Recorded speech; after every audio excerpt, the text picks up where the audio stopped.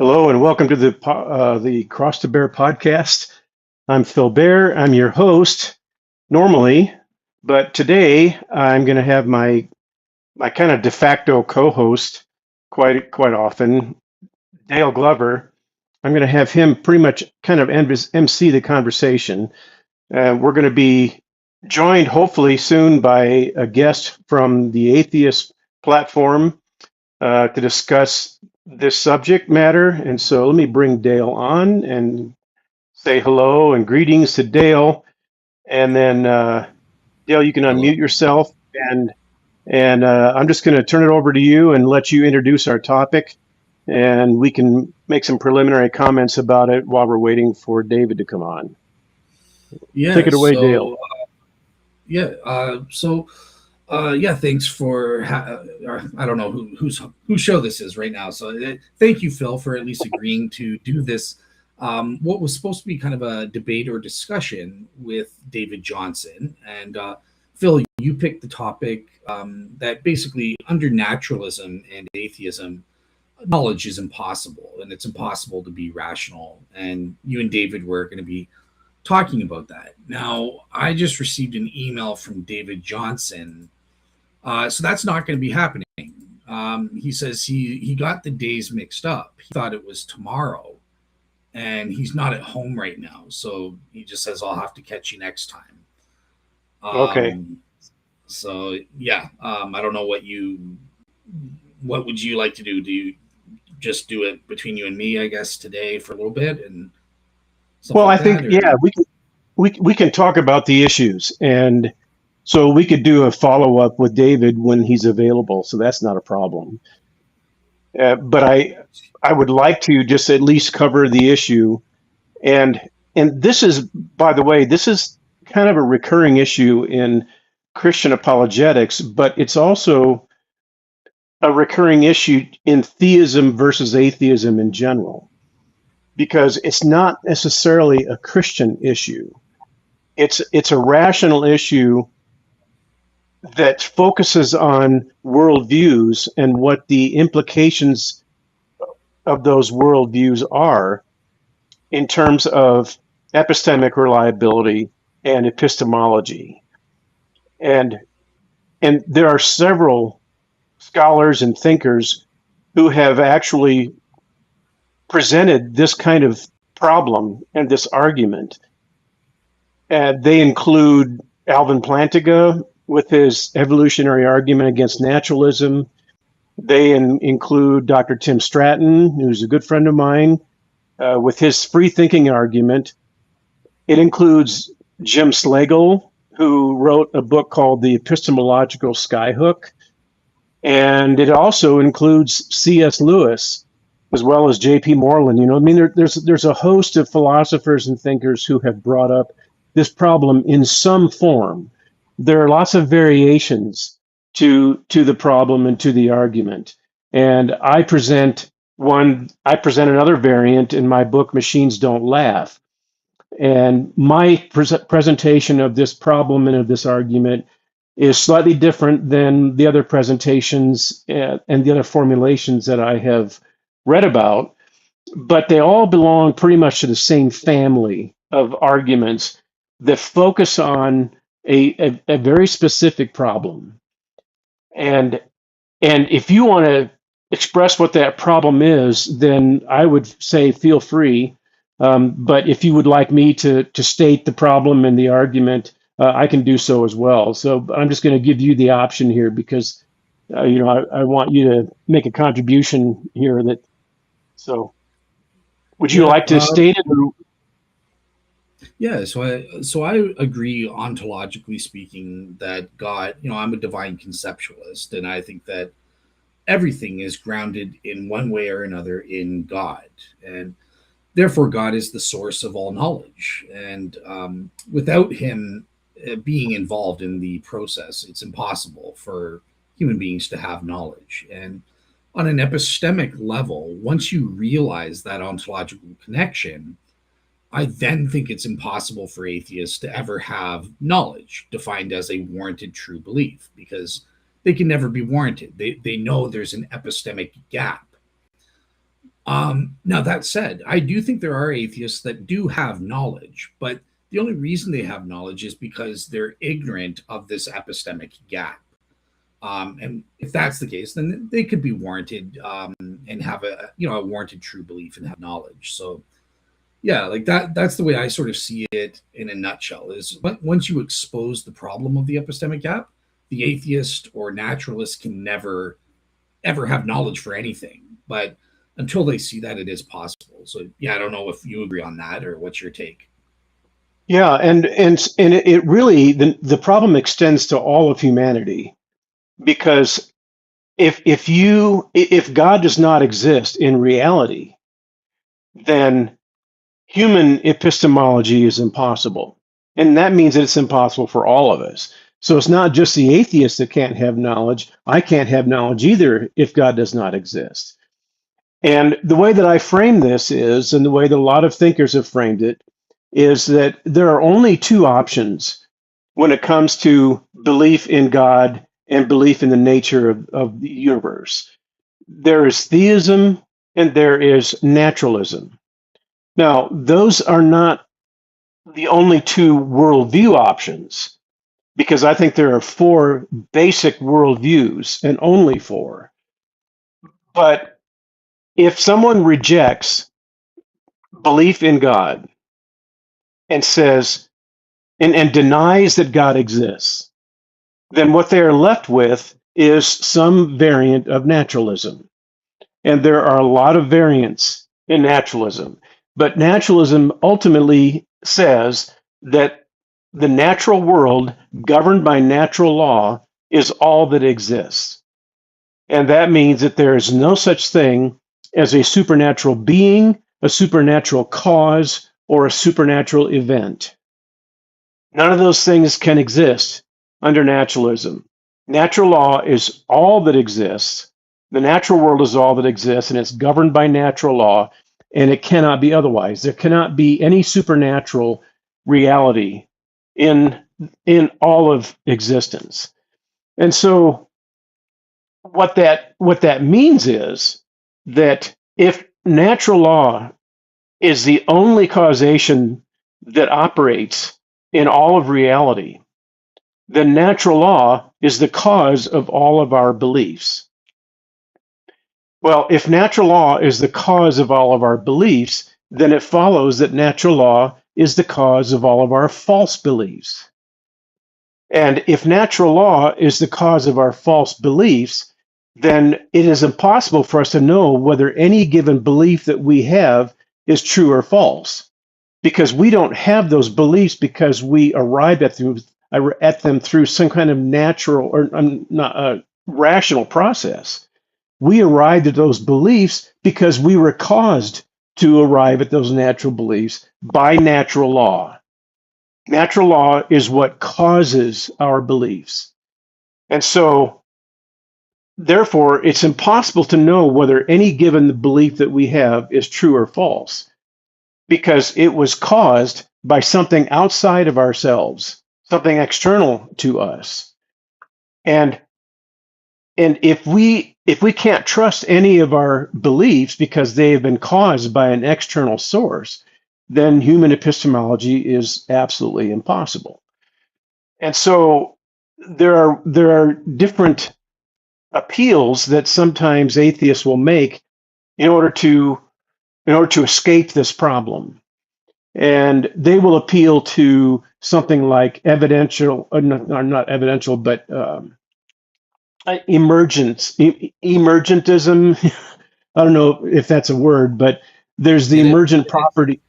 Yeah, the emergent property view says that rationality is a product of complex physical systems, that it emerges out of complex physical systems, and that it is a property of that complexity. And now that's a very crude way of stating it, but that's essentially what the emergent property view is. And emergentism, I think, is the shorthand for it.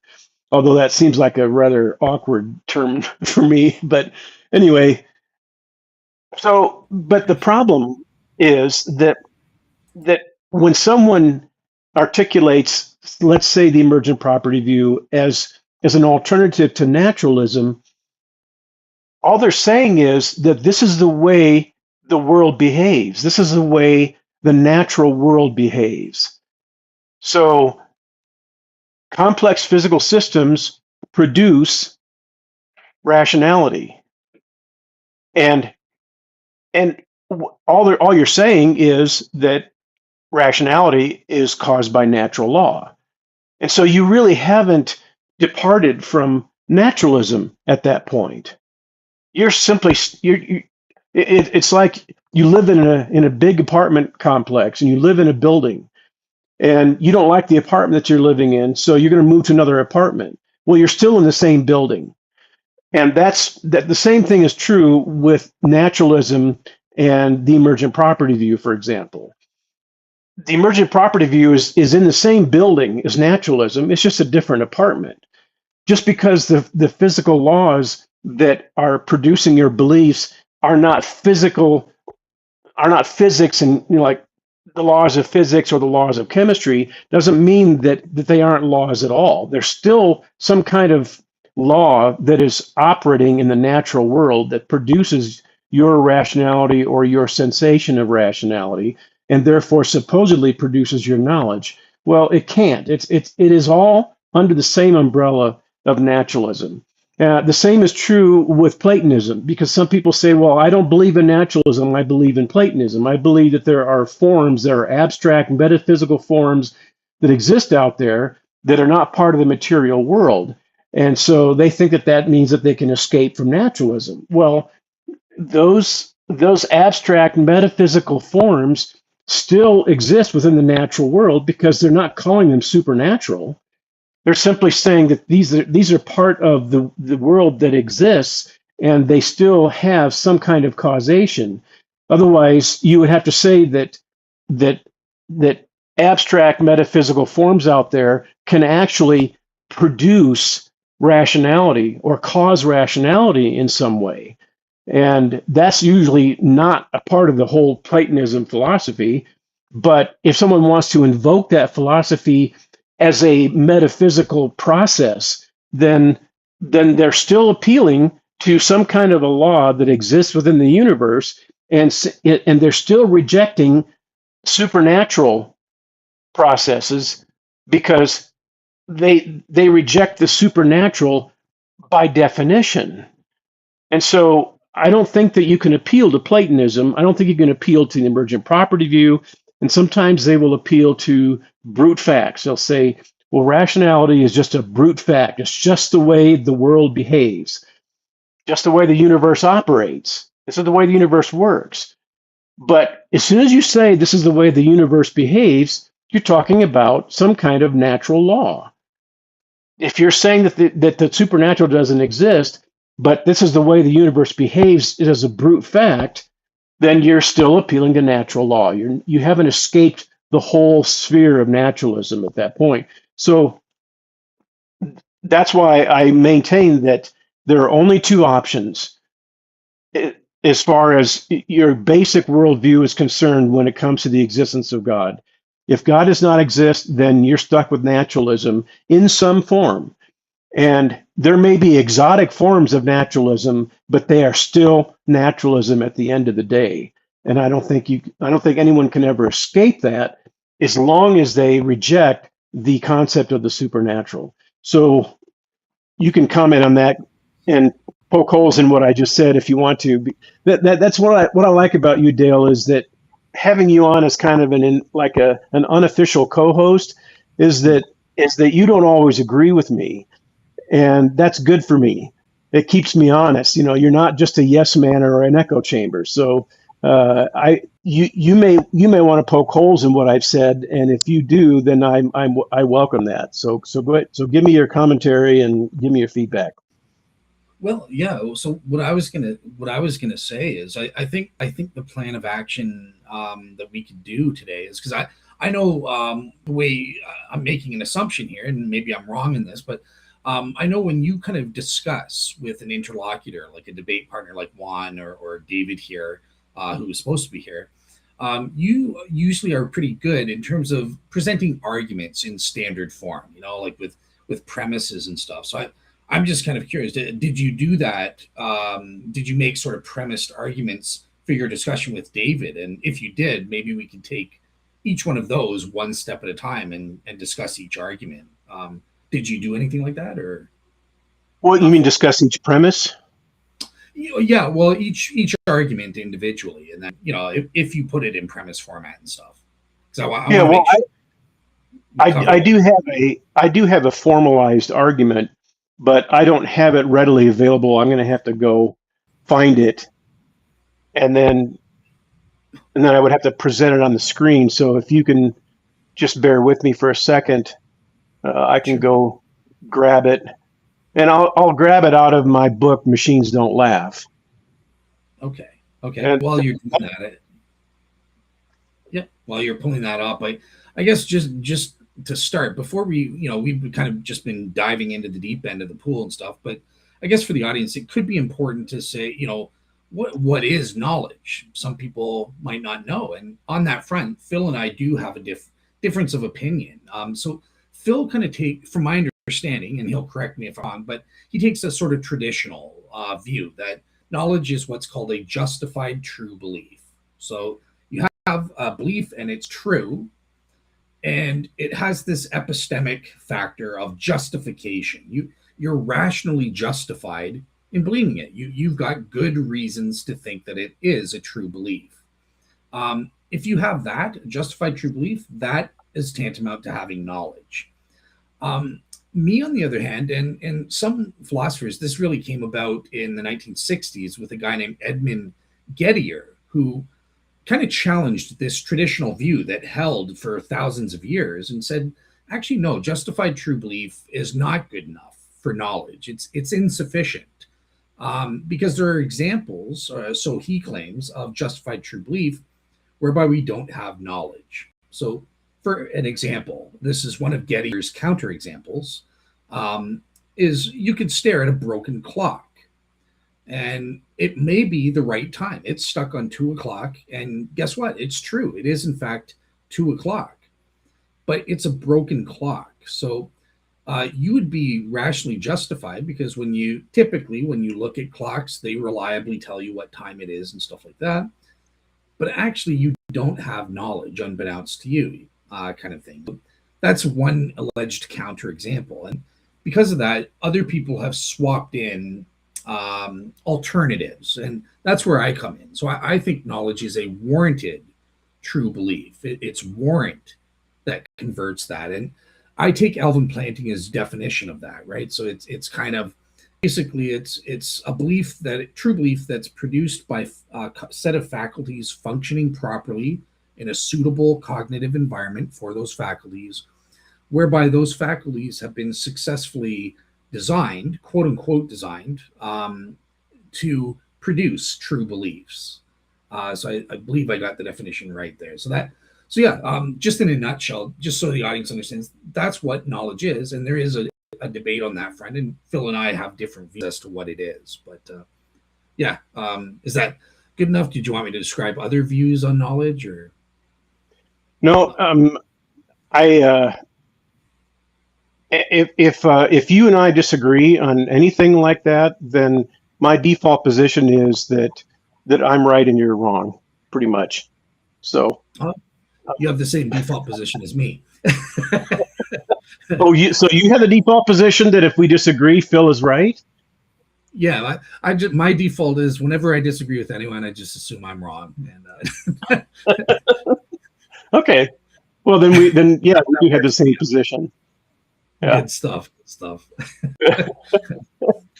So what I'm going to do is I'm going to share with you an excerpt from my book, Calvin's Desperation, because I address the definition of knowledge and the problem of knowledge in Calvin's Desperation.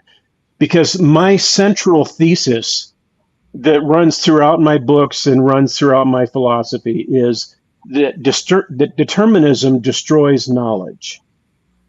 And if scientific determinism is true, in other words, if naturalism is true, then scientific determinism is true.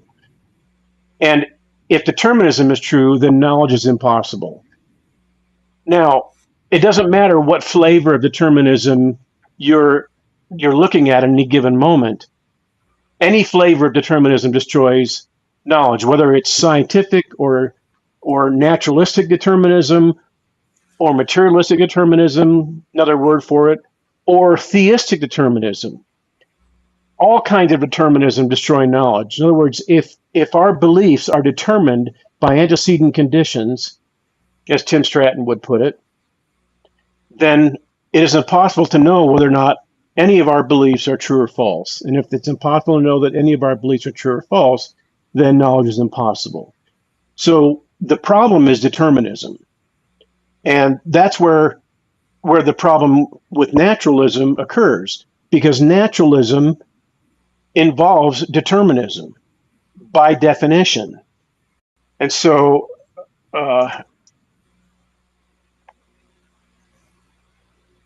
someone will come along and they'll say, wait a minute, you're defining knowledge as justified true belief, but there are other theories of knowledge that might survive determinism. And if that's the case, then we need to address those other theories of knowledge and see whether or not determinism destroys those as well. And so that's why I wrote the following excerpt in my book, Calvin's Desperation. And you might think that's kind of an odd place for it to be, because Machines Don't Laugh is where I focus on naturalism and knowledge. But since I focus on knowledge under determinism in general, then it has a place in my discussion of Calvinism, because Calvinism is essentially theistic determinism dressed up in theological language. So what I'm going to do is, if you don't mind, Dale, I'm going to share this with you because this is very important. Absolutely, yeah. It's a little long. Are you sharing your screen as well, or no? I'm just. No, if you want, I could. I think it's good. It would help the audience just to read along with you as well. If it's Okay. a long thing. Yeah. All right. Okay, let me see what I can do here. I think if that's the case, I'm going to have to go to the PDF version. And I appreciate the audience being patient with me here. This isn't something that I actually planned to do. So no problem. I'll keep the audience occupied. So hey, Ringo Cat, I can't respond in the comments, so we're using Phil's restream. So I'll just say good evening to you, Ringo, and good to see you over here from Scotland, and also Juan from Modern Atheism's here. Phil, your good buddy. So he says hello, Phil and Dale. So he's watching us bumble along and stuff. So just so you know, Juan, if you just got here, unfortunately, David Johnson got the dates mixed up. He thought we were doing this tomorrow, so he has no way of joining, kind of thing and stuff. So me and Phil are just kind of doing our best to just discuss stuff without him on this issue. So sorry. Yeah, we're muddling through. And okay, guess who else is here, Phil? Last thing I'll say, your partner, because Phil, we're doing another show on Saturday, and you're going to be discussing with Professor Tavo Sanabri. So he's in the chat and he says hello as well. Oh, okay. Yeah, he's here. Hey, I just noticed that. Hey, Tavo, how are you? And it's good to have you here. It's good to have Juan here also. So hello, Juan, and then also hello, Ringo Cat. And I'm glad you guys joined us, and it's a pleasure to have you. So, yeah, and I really like Juan a lot. You know that, Dale. I've always talked about how the kind of admiration I have for Juan. I just think he's a great guy, and Yeah, he's open-minded and humble, and he's just a Funny genuine thing guy. is, So I but the like him. funny thing is, you only ever say that on camera. Behind the scenes, you say a completely different thing. That's a secret. Sorry, sorry, guys. My humor is bad. While we were waiting for Phil to bring up his argument, yeah. So Tavo, again, I don't know if you were how long you've been here and what you know, but yeah, it's basically we're talking about naturalism and whether knowledge is even possible under naturalism. And Phil has his own particular argument as to why he says no. And basically, he says naturalism entails determinism, and if you're determined, you can't have knowledge. So that's what he's trying to bring up right now. As I'm blabbing and wasting time speaking to you, he's trying to bring up his argument to read to us in a premise format. Okay, so this is not letting me. Okay, that's okay. Just read it then. That's fine. I'm going to try a different approach. Okay. Geez, I'm really bad at throwing shows off track. Yesterday, I was on Mike Lacona's podcast speaking about the Shroud, and towards the end, he everything was flowing great, and towards the end, he was kind of like, "Okay, now Dale, do you have like a final thing to say?" And I'm like, "Well, you know what, Mike, I actually have a question I want to ask you as a biblical scholar," and I was sort of asking him about the one of the shroud images are claimed to be mentioned in Galatians 3:1. This is according to some pro-shroud scholars, and I wanted to get Mike's opinion because he has a PhD in New Testament studies. So I wanted to see, do you think this is crazy? Do you think there's something to it? But yeah, I kind of threw things off because he wasn't expecting me to ask him a question on the show. So looks like I'm throwing things off with you now as well by getting you to post us. Okay, so let me read this real quick because I think it'll be important to read this because this is really the clearest way that I could state it, and so I think it's going to be helpful, even though it's going to be a little long. Okay, I'll try to get through it as quickly as I can. It says, this is what I wrote in Calvin's Desperation. It says, there's one issue we must address as it relates to how total the destruction of knowledge is under determinism. Alvin Plantinga proposed the existence of two categories of knowledge, justified true belief and warranted true belief. Justified true belief is just what it sounds like. What is believed to be true is established by an argument that rationally justifies the truth of the conclusion. Warranted true belief relies on whether a belief is warranted as opposed to justified. So what is this idea Plantinga calls warrant? To understand warrant, he argues that we must invoke a concept he calls proper function. According to Plantinga, all other theories designed to support the concept of warrant fail. He develops, redefines, and defends the concept of proper function in the first two chapters of Warrant and Proper Function. Imagine that, the name of the book. He summarizes proper function like this. As I see it, a belief has warrant if it is produced by cognitive faculties functioning properly, subject to no malfunctioning, in a cognitive environment congenial for those faculties, according to a design plan successfully aimed at truth, and subject to no defeaters. He actually adds a couple more details later, and there are some variations on that, pretty much on that formula, but that's essentially what the idea of warranted true belief is about, based on proper function. So whether Plantinga is ultimately successful in establishing the validity of warrant is not my concern here. The point to be made instead is if warrant is a sound theory and a proper path to authentic human knowledge, is it immune to the poisonous venom of determinism? So let me state that again. The point to be made here is if warrant is a sound theory and a proper path to authentic human knowledge, is it immune to the poisonous venom of determinism? Now, exhaustive determinism in all its forms, materialistic, theistic, or otherwise, destroys justified true belief leading to knowledge. Recall that under this version of determinism, exhaustive, all our thoughts, beliefs, and judgments are determined by an untrustworthy antecedent causal agency. As such, it is impossible to know whether any of our beliefs are true. It's possible they are only false ideas we have been causally determined to believe. They could be true, but there is no way that we can know they are true, since the reason we believe them has nothing to do with whether they are true or false. Another way to say it is, we have no way of knowing whether they are justified, since it's impossible to know whether our cognitive faculties, which are causally determined to believe exist and are functioning properly, are able to rationally infer and justify them. Under determinism, we are causally determined to believe we have functioning cognitive faculties, and that belief could be a deception. We need those cognitive faculties to be able to analyze a logical syllogism to discover whether or not it is a sound argument.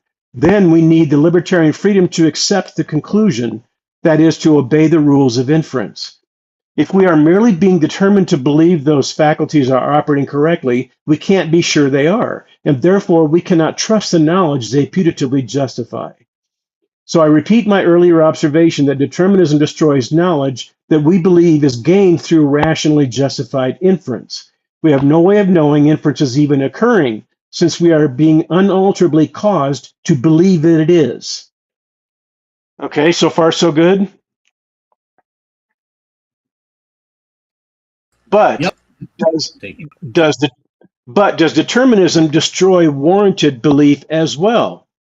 In other words, does determinism destroy all knowledge, justified and warranted, or just some knowledge, justified only?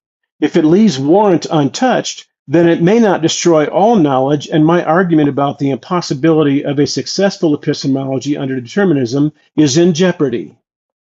Now, the only way we can know there is such a thing as warrant is if we can infer that the concept is true and valid. So there must be an argument or series of them available to us that will establish warranted belief as something valid and real. I am not referring now to the beliefs that are said to be warranted. I'm referring instead to the supporting arguments that establish the validity of the theory of warrant itself. According to Plantinga, the following conditions must be met for warrant to be trustworthy.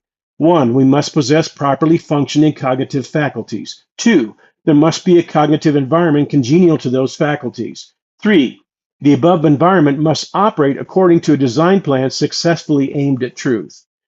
For those conditions to be met, we must be able to know that they are being met. Okay, let me say that again. This is very important. For those conditions to be met, we must be able to know that they are being met. We must be able to know that we possess properly functioning cognitive faculties. Why? Because if we don't know we possess properly functioning cognitive faculties, we have no way of knowing they are giving us authentic knowledge, and we would have no way of knowing they are functioning properly. We must be able to know that the congenial cognitive environment exists, and we must be able to know that the environment is able to operate according to a design plan successfully aimed at truth. In other words, there must be rational arguments that establish the existence of all those conditions. We can't merely assume them for no reason. If we don't know that these conditions exist, it's impossible to know that warrant is a sound methodology that can yield authentic knowledge. Now, what is the nature of those arguments? Is each argument a set of rationally justified propositions arranged as premises leading to a conclusion? If so, the idea that warranted belief is a real form of authentic knowledge must be supported by rational justification.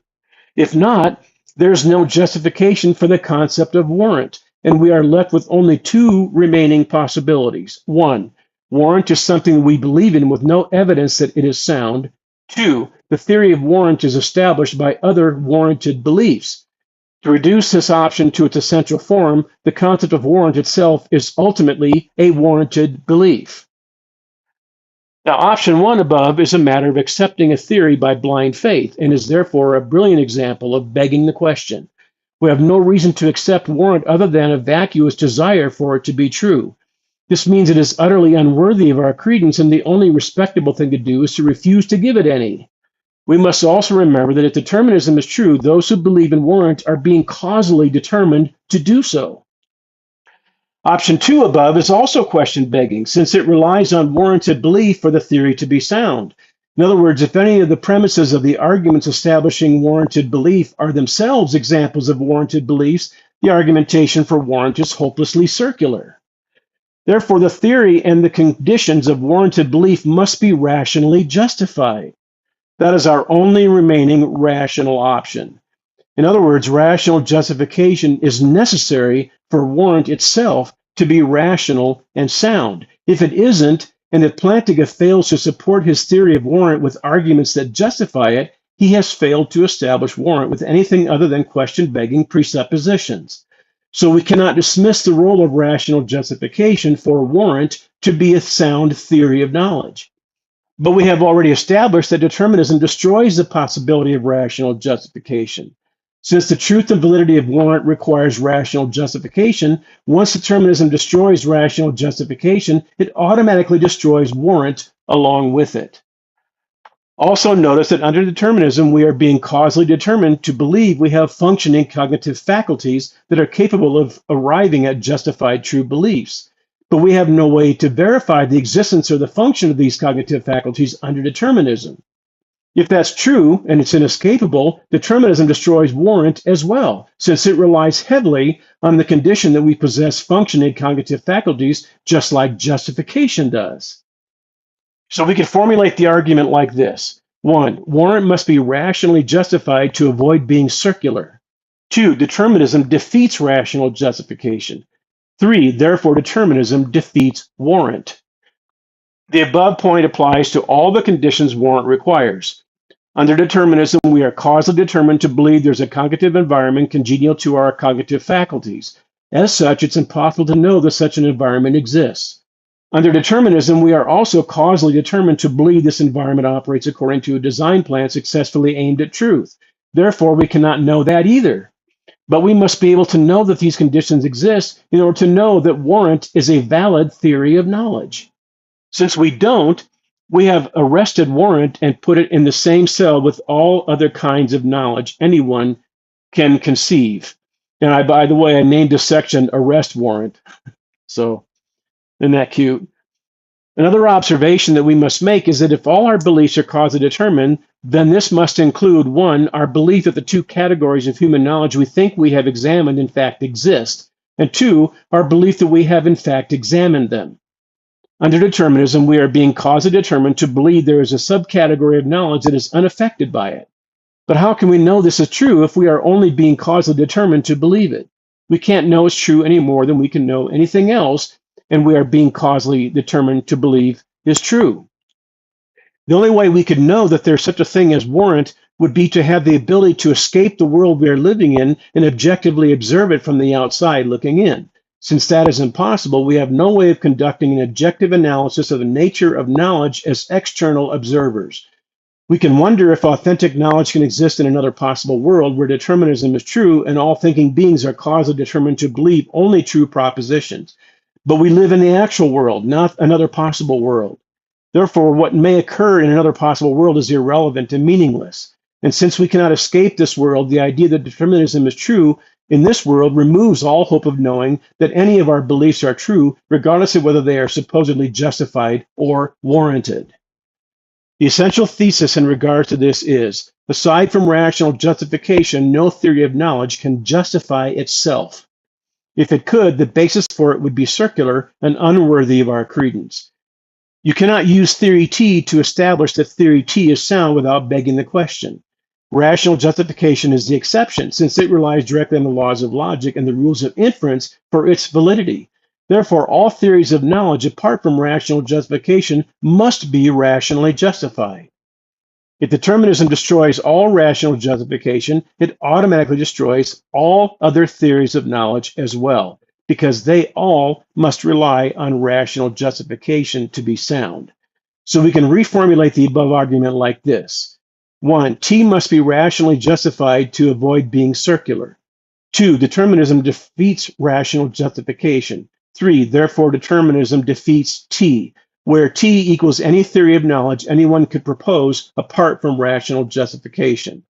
Now, I have a little diagram here where it says rational justification must support all additional theories of knowledge like this. And I have T1, T2, T3, and Tn all on a line horizontally.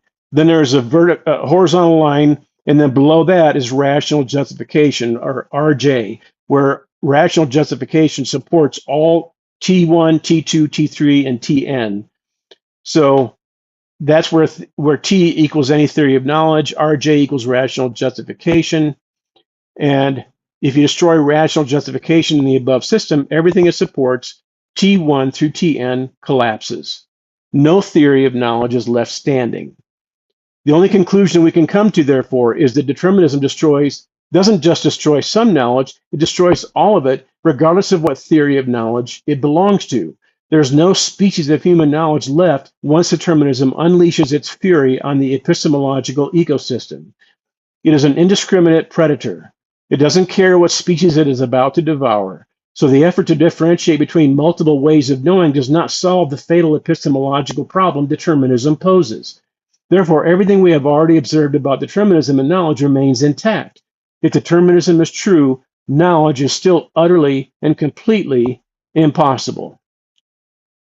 So thank you for getting through all of that. Mm-hmm. And, yeah, I've been writing notes furiously.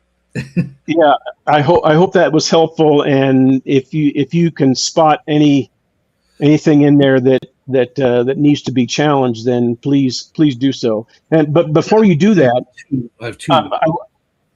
I was going to comment on this theory of knowledge that this philosopher that you brought up had, and that was that justified true belief is not sufficient for knowledge. And the example that you brought up was looking at a clock that says 2 o'clock, and that you have a justified true belief that it's 2 o'clock. But that's not knowledge. And the reason is that it's not 2 o'clock because you're looking at a broken clock. And my reply to that would be, but that is not an example of justified true belief. That example is a justified false belief. And so it doesn't count in the assessment of whether or not justified true belief is the sufficient definition for knowledge.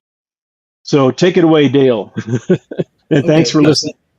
Okay, so I got 3 things to say. I'll start with the last thing. No, it's a justified true belief because the belief in question is what is the time. And it's true that it's 2 p.m. Kind of thing, right? So he's got a good reasons for doing so. He's justified. And it's a true belief that it is 2 p.m. But yet, at the same time, we don't want to say that's insufficient for saying he has knowledge that it's 2 p.m. So does that make sense? Like the belief in question is the time. Yeah. Well, I guess I was bringing up the example of it's actually 1 o'clock, but the clock says 2 o'clock. And so if the example is it's 2 o'clock and the clock says 2 o'clock, but it's a broken clock, then it is a true belief, but it's not a justified true belief because you're looking at a broken clock. The only way to justify the belief that it's 2 o'clock is to know that the clock is functioning properly. To know the clock is right, know the clock is accurate, to know the clock is not broken. That's the only way that you could have a justified true belief that it's 2 o'clock. If you don't know that the clock is not a broken clock, then it is not a justified belief, even if it's a true belief. Yeah, fair enough. And in fairness, there are different strategies to the get here counterexamples that I raise. One of them is doubling down on justified true belief and just saying, well, in somehow, some way, these are not examples of justified true belief. I guess I'll just ask one follow-up on this, and then I'll move on. But how would you respond? So I hear what you're saying. Well, he's not justified.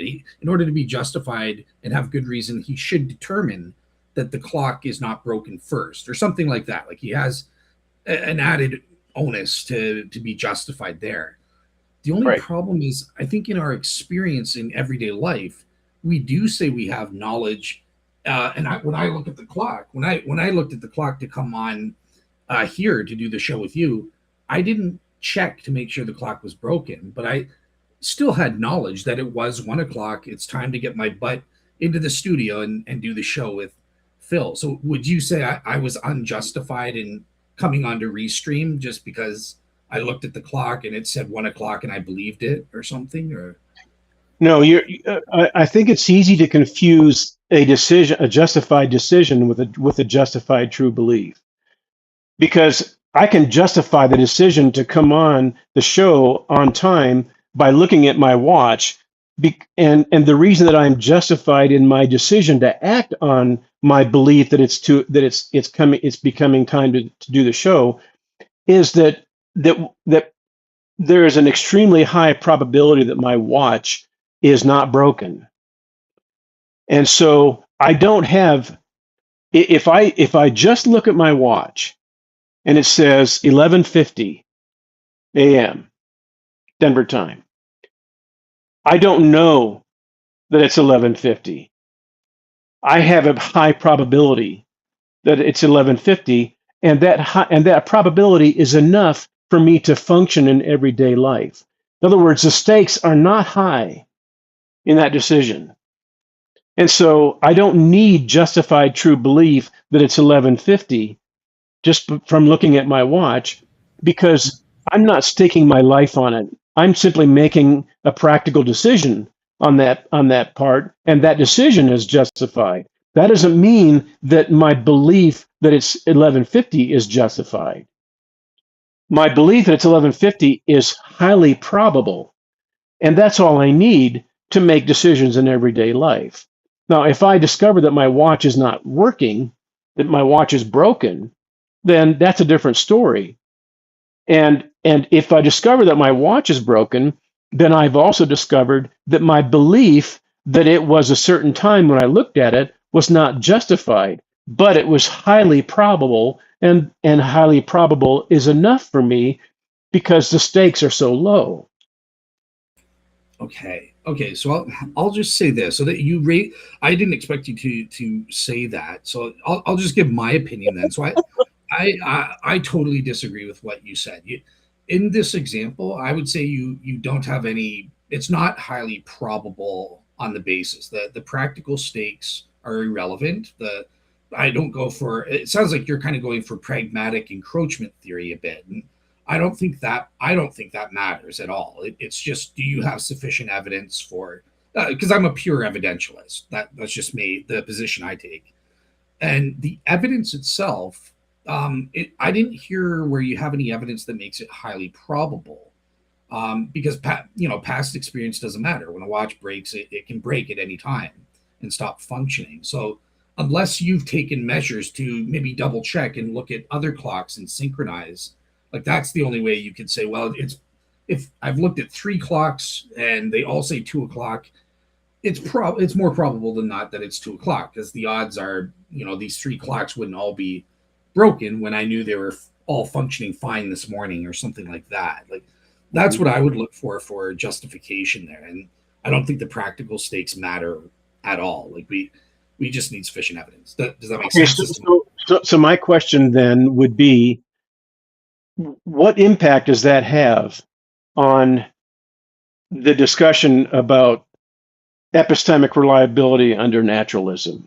In other words, under determinism, how does that, the point that you're making, your evidentialist point, because you're claiming that we do have knowledge that it's 2 o'clock because, well, I have evidence that it's 2 o'clock. Yeah.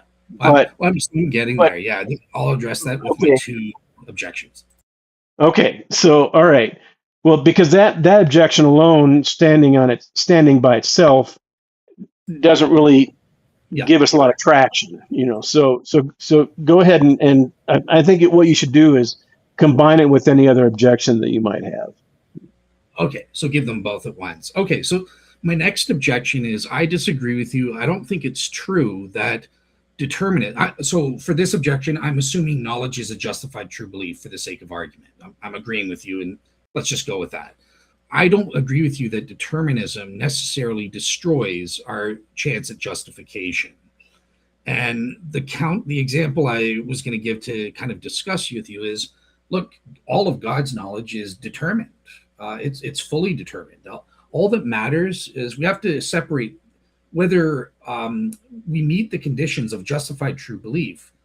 That's not necessary. It doesn't matter whether we are determined to have a justified true belief or whether we freely choose to have a justified true belief. All that matters is, are those conditions obtained? And if that's sufficient for knowledge, you can have a determined justified true belief. And I would point to God, who has determined justified true beliefs, and that's not an issue. Yeah. Okay, I'm gonna hold that in strong dispute. God's knowledge is not determined, because the definition of determined is that antecedent conditions are sufficient to necessitate an event or an effect. And there are no antecedent conditions when it comes to God. There's nothing outside of God that causes anything, any process, or any condition in God. So God's knowledge is not determined, because for something to be determined, it has to be necessitated by antecedent conditions, and there's no such thing when it comes to God. So there's no such thing as determined knowledge with God, and therefore his knowledge is not determined, and therefore determinism does not destroy his knowledge. But we are not necessary beings like God is. There's such a thing as antecedent conditions with human beings, that where there is no such thing as antecedent conditions with God. So therefore, if our knowledge is determined, that means it's determined by antecedent conditions that are outside of ourselves or prior to ourselves. And if that's the case, then for human beings, determined beliefs destroy knowledge. Determinism destroys knowledge, because everything is determined under determinism, including our beliefs. So there's nothing external to God that determines his beliefs.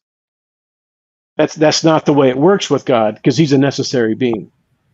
Okay, so the problem, and I'm trying my best to fill in for David Johnson here, so I'll try to argue as the skeptic, since David, you bugger, you didn't show up, but so it's just not true. Who said that? So David, if you don't like it, then too bad, you should have shown up.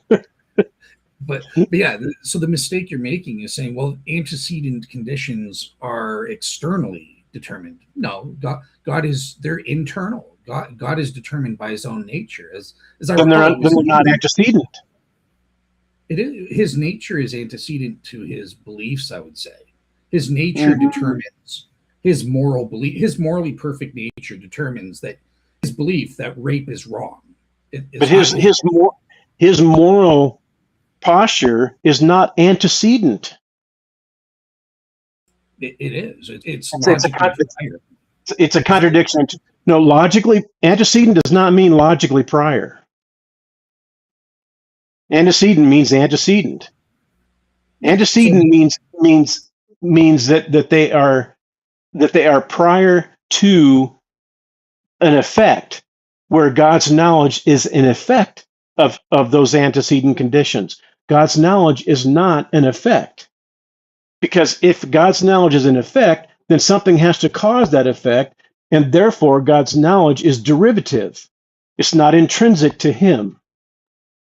So we can't call anything antecedent for God. We can say that his logical nature is prior to any conclusion that could be drawn from any logical process, but that doesn't exist in God. God does not gain knowledge through derivative means.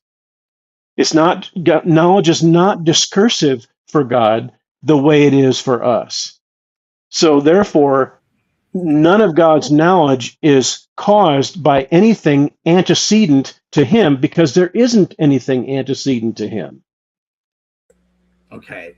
So I guess I'll point out, me and you, I remember this did come up in another show that we did, and I would just sort of disagree with that. I would take more scholars like Dr. William Lane Craig, where basically antecedent, if you have a conditional statement, an if then statement, it just means that the whatever comes before, if I jump into a pool, that's the antecedent, then I'll be wet. That's the consequent, right? So the antecedent, all it's saying is that logically speaking, this precondition is sufficient to bring about this effect. If if it's true I jump into a pool, then it's true I'm wet. It's sufficient to logically make that entailment. And I would argue it's the same with God. It's God's nature determines what his moral nature, for example, determines what his moral knowledge is, kind of thing. And I get you would disagree with that. You think it's all like there is no derivation and stuff like that. But if there is, if there's for when we're talking Molinism, certainly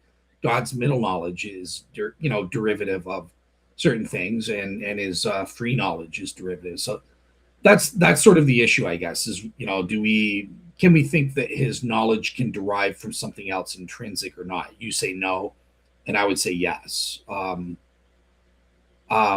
Yeah. Okay, then God is a contingent being, and if you can live with that, that's fine. But the other thing, though, that needs to be understood here is that determinism is not about self-origination for the causes of any given belief.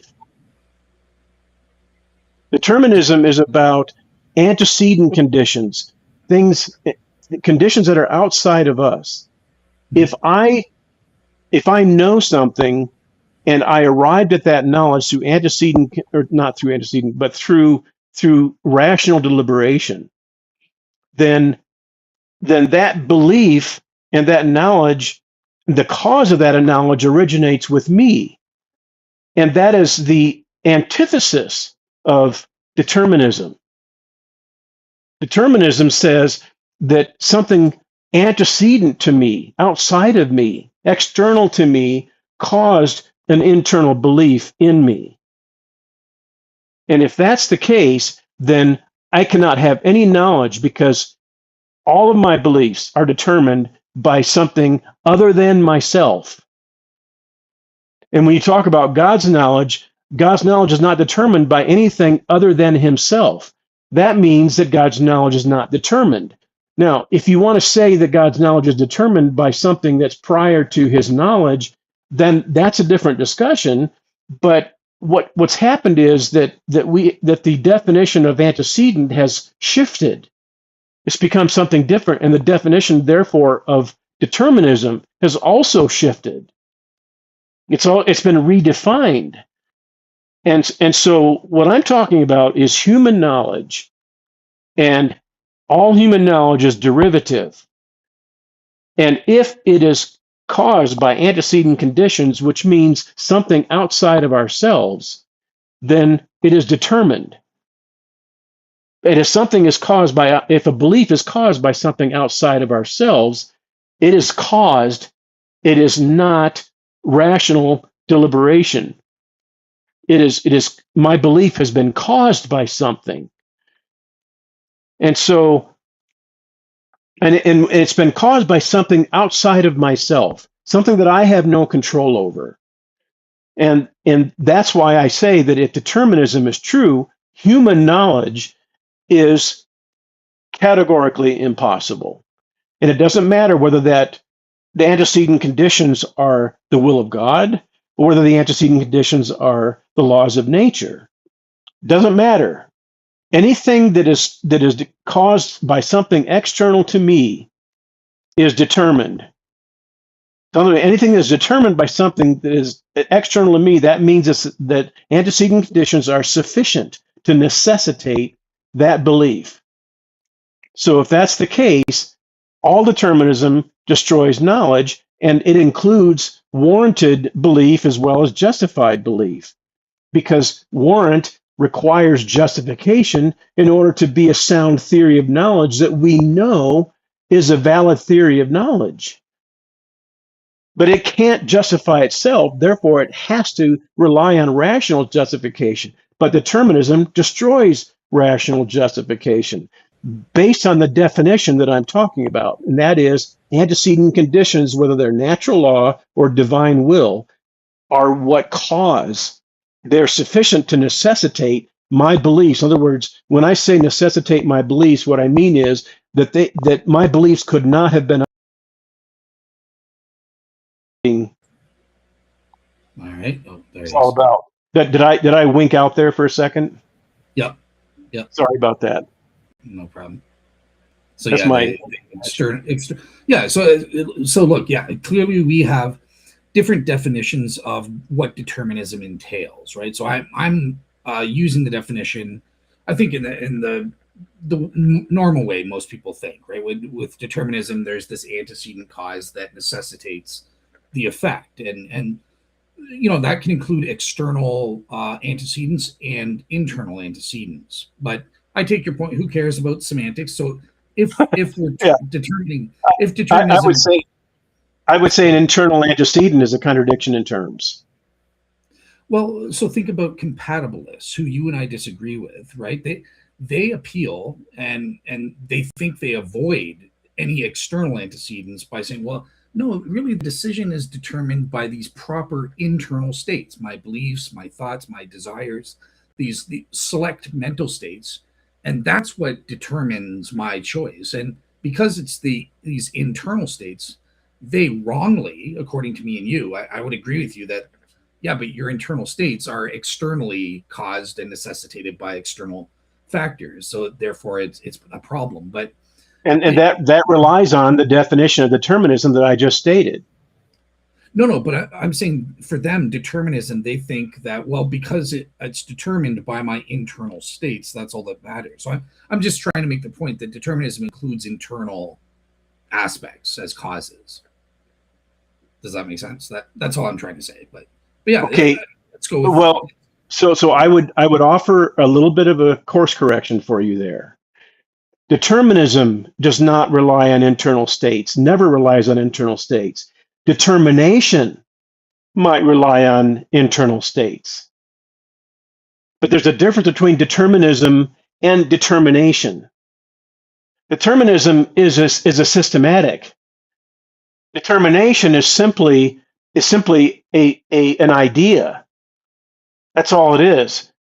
It's the idea that something determined a particular state. That's not determinism. That's simply an expression, a description of something that has been determined as an outcome. In other words, in that definition, the word determined means could not be otherwise. But the problem is that if my internal states are what determine an idea or a belief that I hold, then they could have been otherwise, because I could have chosen a different conclusion and I could have chosen a different belief.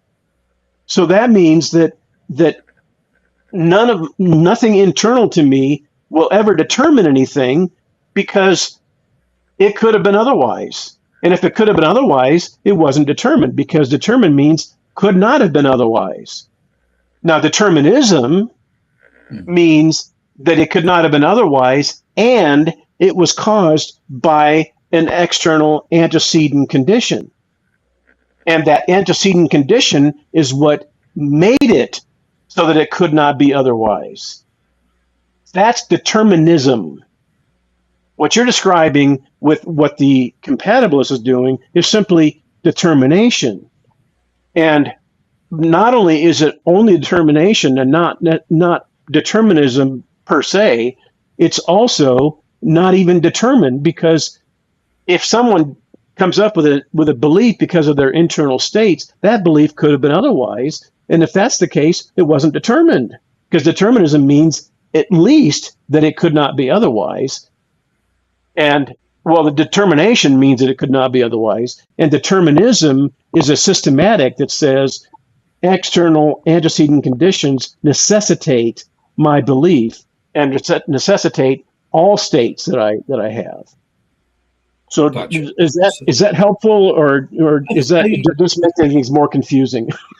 No, I I think it's very helpful. I like the distinction between determinism and determination. So yeah, clearly I'm thinking of determination as the only thing that Right. matters. So okay, now if it's, let's just focus on the external uh things determining I believe, like how, okay, so like how does that, even if my justified true beliefs are determined by something external, so they couldn't be other than what they were, why does that destroy my justification? Like why couldn't I be justified even if I couldn't have been unjustified? And do you know what I mean? Like I don't understand why that No, follows. it's not that they couldn't have been unjustified. It's that they couldn't have been otherwise. That's not the same thing. So the reason that determinism destroys knowledge is because our beliefs are caused by something that it has nothing to do with truth or with what's true or false. If my beliefs are caused by the laws of physics and chemistry, then they are not caused by something that is aimed at truth. They're simply caused by a natural, impersonal, mindless, unintelligent cause and effect relationship. And in a mindless, impersonal cause and effect relationship is not aimed at anything. It's not interested in causing something that's true. All it's doing is it's simply causing a belief as an effect of a law of nature. And the effects of laws of nature, you cannot know whether an effective law of nature is true or false, because the laws of nature, they're not, that's not something they can do. They cannot aim a belief, they can't aim an effect that they're causing at truth.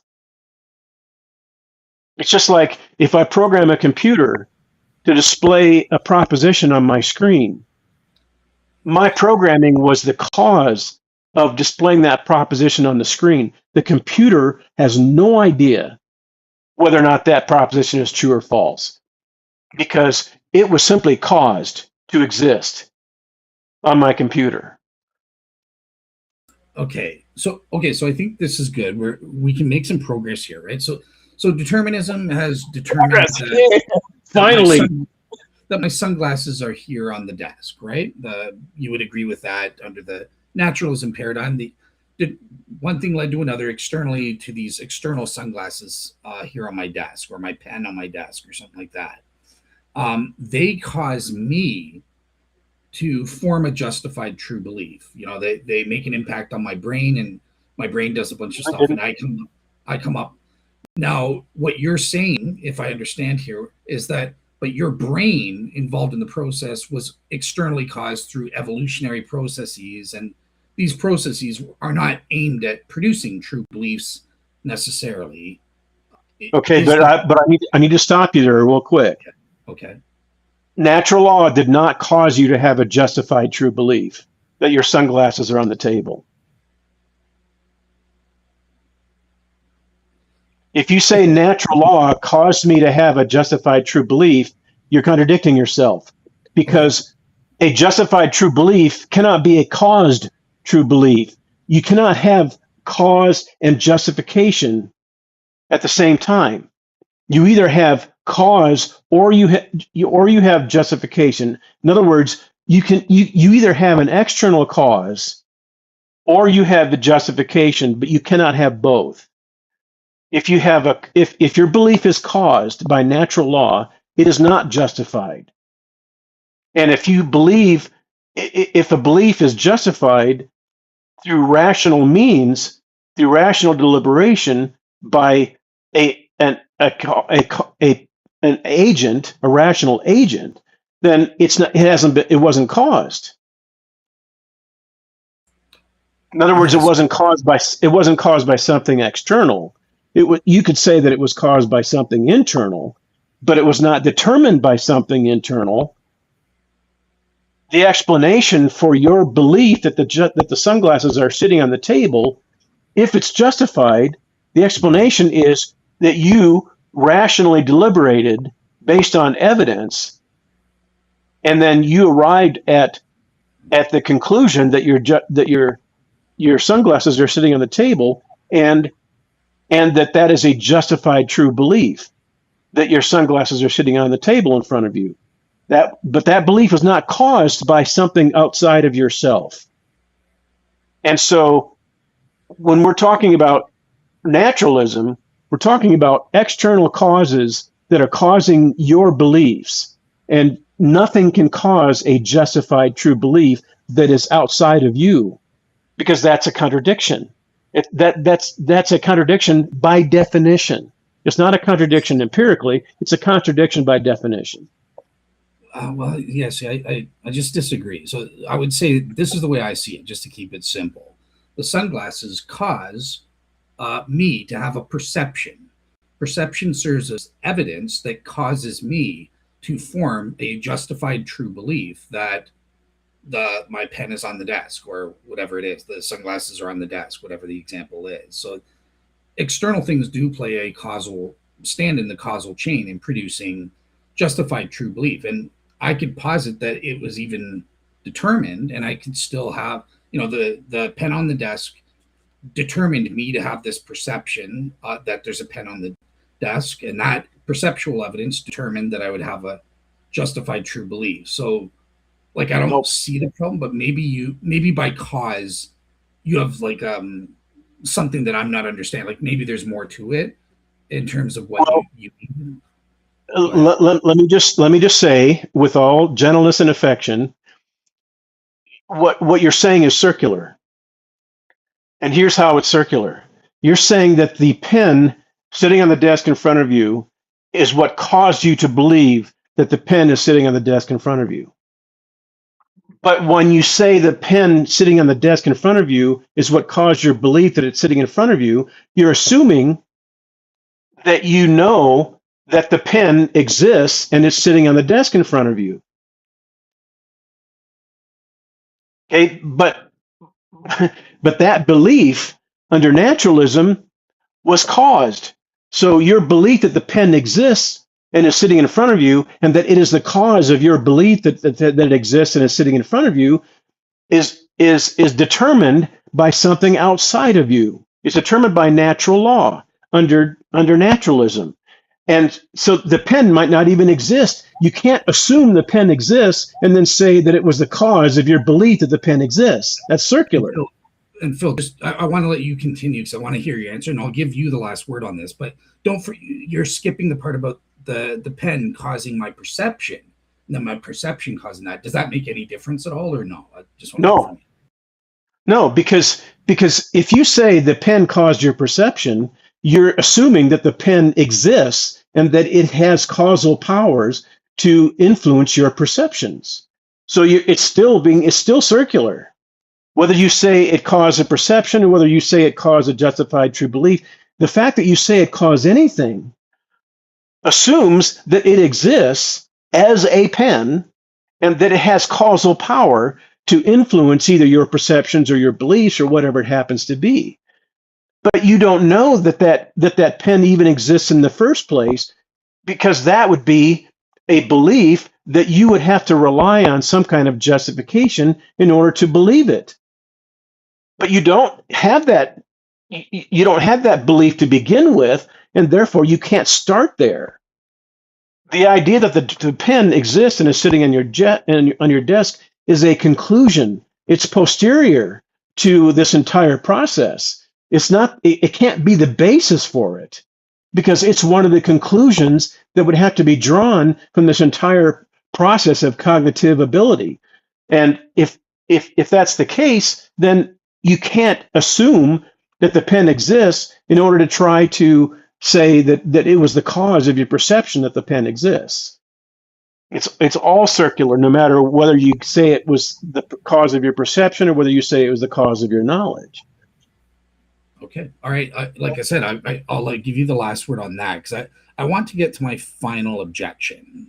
So okay. Now I'm not going to be granting you that knowledge is a justified true belief. And you gave an objection that said, well, if knowledge is a warranted true belief, that breaks down, and you're going to have to reduce down to a justified true belief. And here's why I don't think your argument works, even though I actually might agree with you against Alvin Plantinga's understanding of warrant and how it works. So it relates to a debate in epistemology, the externalism versus internalism debate.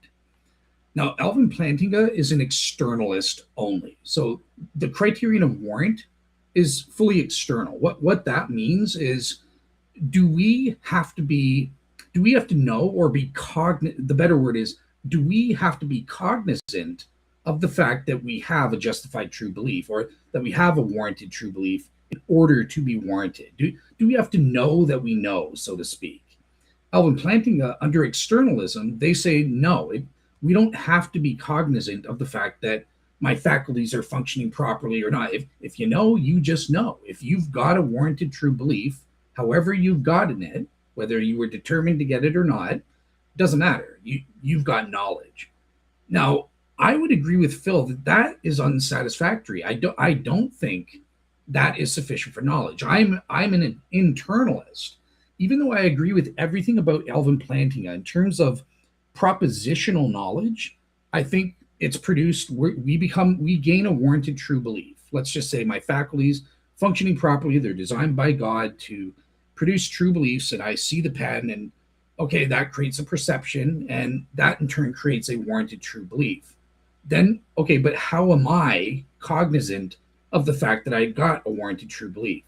And this is where my unique answer is, it's through the qualia of knowledge. We have knowledge by acquaintance, right? Or knowledge through experience. I have experiential knowledge of what it is like to be warranted or to have a warranted true belief. And over time, I now gain knowledge by acquaintance of the fact that I have a warranted true belief on a given proposition or not. And knowledge by acquaintance, that is something I'm directly cognizant of. Now, that's something I've made up. That's my idea of how it works in a non-circular way and stuff like that. That's not Alvin Plantinga's thing. But I'm just curious, because I've kind of done that, do you think that avoids some of the pitfalls? We can maintain warrant so long as I'm including that cognizant element, that internal element. Well, I think it's perfectly coherent, and I think it's perfectly valid. In fact, I agree that Alvin Plantinga's conditions for warranted belief are valid.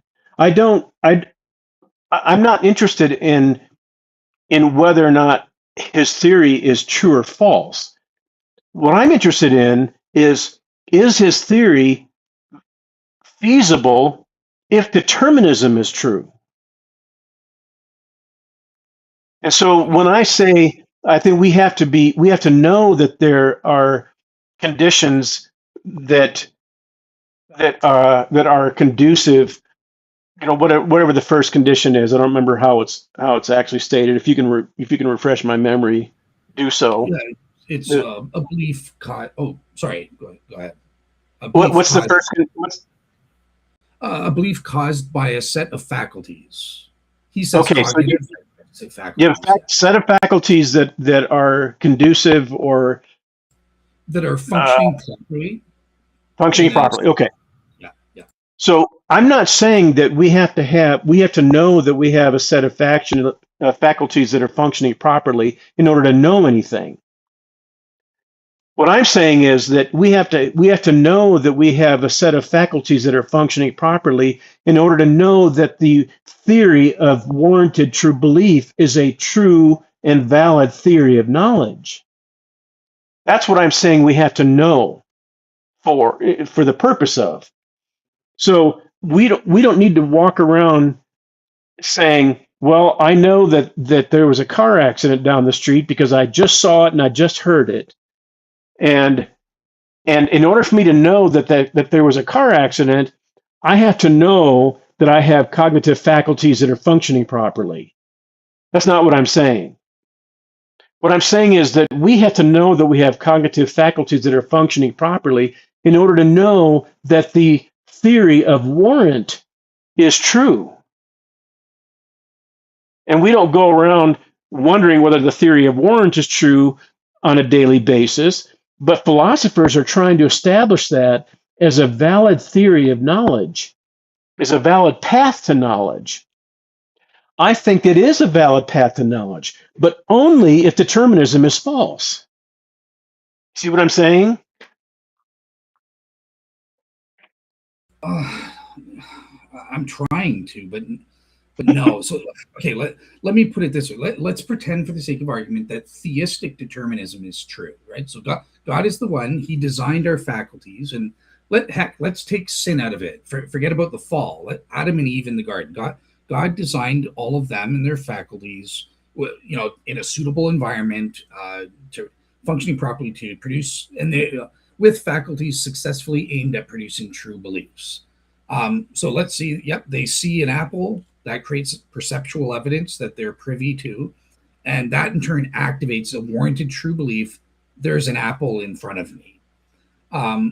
And they can know in an experiential knowledge kind of way that they are warranted, even if they never form necessarily a propositional belief. Oh, I am warranted. Like maybe they've never heard the word, but they know that they know they have knowledge by acquaintance, that they have knowledge that there's an apple in front of them.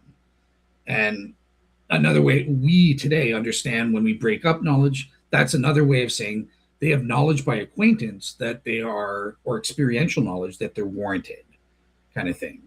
So that's how the process works. And I think it's the same as what you would say, what you're, like with, you would just want to add in justification there because it's fully internal, right? Does that make sense as to what I'm saying? Or Well, yeah, but I don't think there's such a thing as experiential knowledge because the idea of experiential knowledge automatically assumes that we have the cognitive faculties that can translate that experience into knowledge and make it so that the explanation of that experience is a valid explanation, that there's a justification behind that knowledge. But if determinism is true, then all that is short-circuited. If theistic determinism is true, that means that God is the cause of all of our beliefs. And so if God is the cause of all of our beliefs, then we did not arrive at those beliefs through some kind of cognitive faculties that are functioning properly. All that is bypassed under determinism. Under determinism, the direct and efficient cause of my beliefs is that God supernaturally caused me to believe it.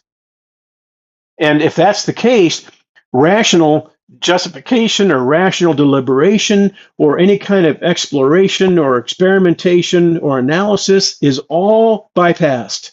None of those things occur under determinism. We are caused to believe what we believe through the supernatural intervention of God, period. That means that there is no rationality. There is only causality. And if everything that we believe is caused, it doesn't matter whether it's believed it's caused by God or whether it's caused by natural law. It doesn't matter. It's caused. The belief has been caused, and if it's been caused, we have no idea whether it's true or false. And we know that because human beings disagree and contradict each other with their beliefs. So one person believes that Denver is the capital of Colorado. Somebody else believes Denver is not the capital of Colorado. Okay, one of those beliefs is false. But if both of them have been caused, then the cause of that belief is unreliable because the cause produced a false belief. And that's why my argument is so important. The argument on the naturalistic side is that if naturalism is true, then determinism is true. And something external to ourselves caused all of our beliefs. If something external to ourselves caused all of our beliefs, then it caused all of our false beliefs. So if the cause of our beliefs can produce false beliefs, and we know that it does, because people disagree with each other, they contradict each other. So we know that the cause of that belief produces false beliefs.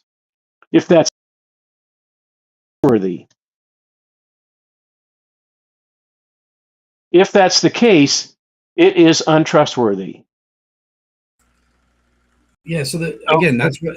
Oh, are you okay? Go ahead. You and, cut out. and if that is the case, we have no way of knowing whether any belief that has been caused in us is true or false.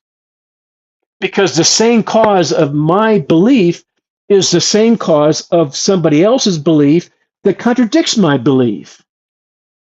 So the same cause produces contradictory beliefs, and if it produces contradictory beliefs, it produces and causes false beliefs. Because if you have two contradictory beliefs, one of them has to be true, the other one has to be false.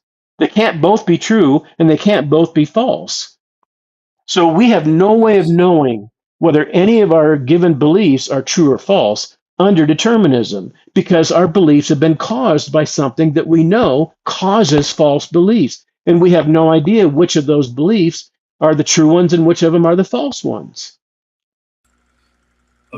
So and I'm realizing I'm being a bad David here because I'm kind of so let me put it this way. I think that you're wrong if we have theistic determinism, which I disagree with, right? I don't believe that's true, but I'm for the purposes of the debate, if I'm adopting that, then I'm able to bite the bullet and say no, even if it's fully determined by God, I can have a determined warranted true belief, and that's knowledge. And we also have experiential knowledge. I mean, I would point to babies. They know things, but they don't have any propositional knowledge at all, kind of thing, or animals, and stuff like that. So, and even myself, look, I know experientially that I'm feeling angry long before I form in my head, oh, I'm the proposition, I'm feeling angry today. So Yeah. there is experiential knowledge. There's also properly basic knowledge, right, which doesn't require rational deliberation. So that's not a necessity for knowledge in all cases and stuff like that. Kind of thing, right? Rational deliberation is not a necessary prerequisite for knowledge. That's what I wanted to say there. But here's where I realized I've been doing a bad job because I've been arguing under theistic determinism, and I'm supposed to be arguing for natural determinism because that's where atheism comes. And on that front, I would agree with you that, look, like, without any kind of ontological reason to trust my knowledge by acquaintance or experiential knowledge and propositional knowledge, these are all produced by natural faculties produced through some kind of evolutionary process where the goal is beliefs fit for survival, not truth. So if I'm arguing from the atheistic perspective, I agree with you. I've failed. I can't get to knowledge even with this process that I've set up. It's only if I'm positing God has designed us, and I'm talking pre-fall here to keep things simple. I think that would work. And after the fall, we know people come to false beliefs because their cognitive faculties are corrupted by sin. Most people on earth are not so corrupted. They know in a properly basic way, 1 + 1 = 2. It's obvious. You're a fool if you deny it. But there are some really smart fools out there who deny it. It's called fuzzy logic. They say, well, I don't know that 1 + 1 = 2. They're wrong, but that's because of the effects of sin. So their faculties are not functioning properly when they say that, basically. Yeah. I would just, I guess, to follow up on some of those things, I would say first of all that my experience, I cannot know under determinism whether it's theistic or materialistic, naturalistic.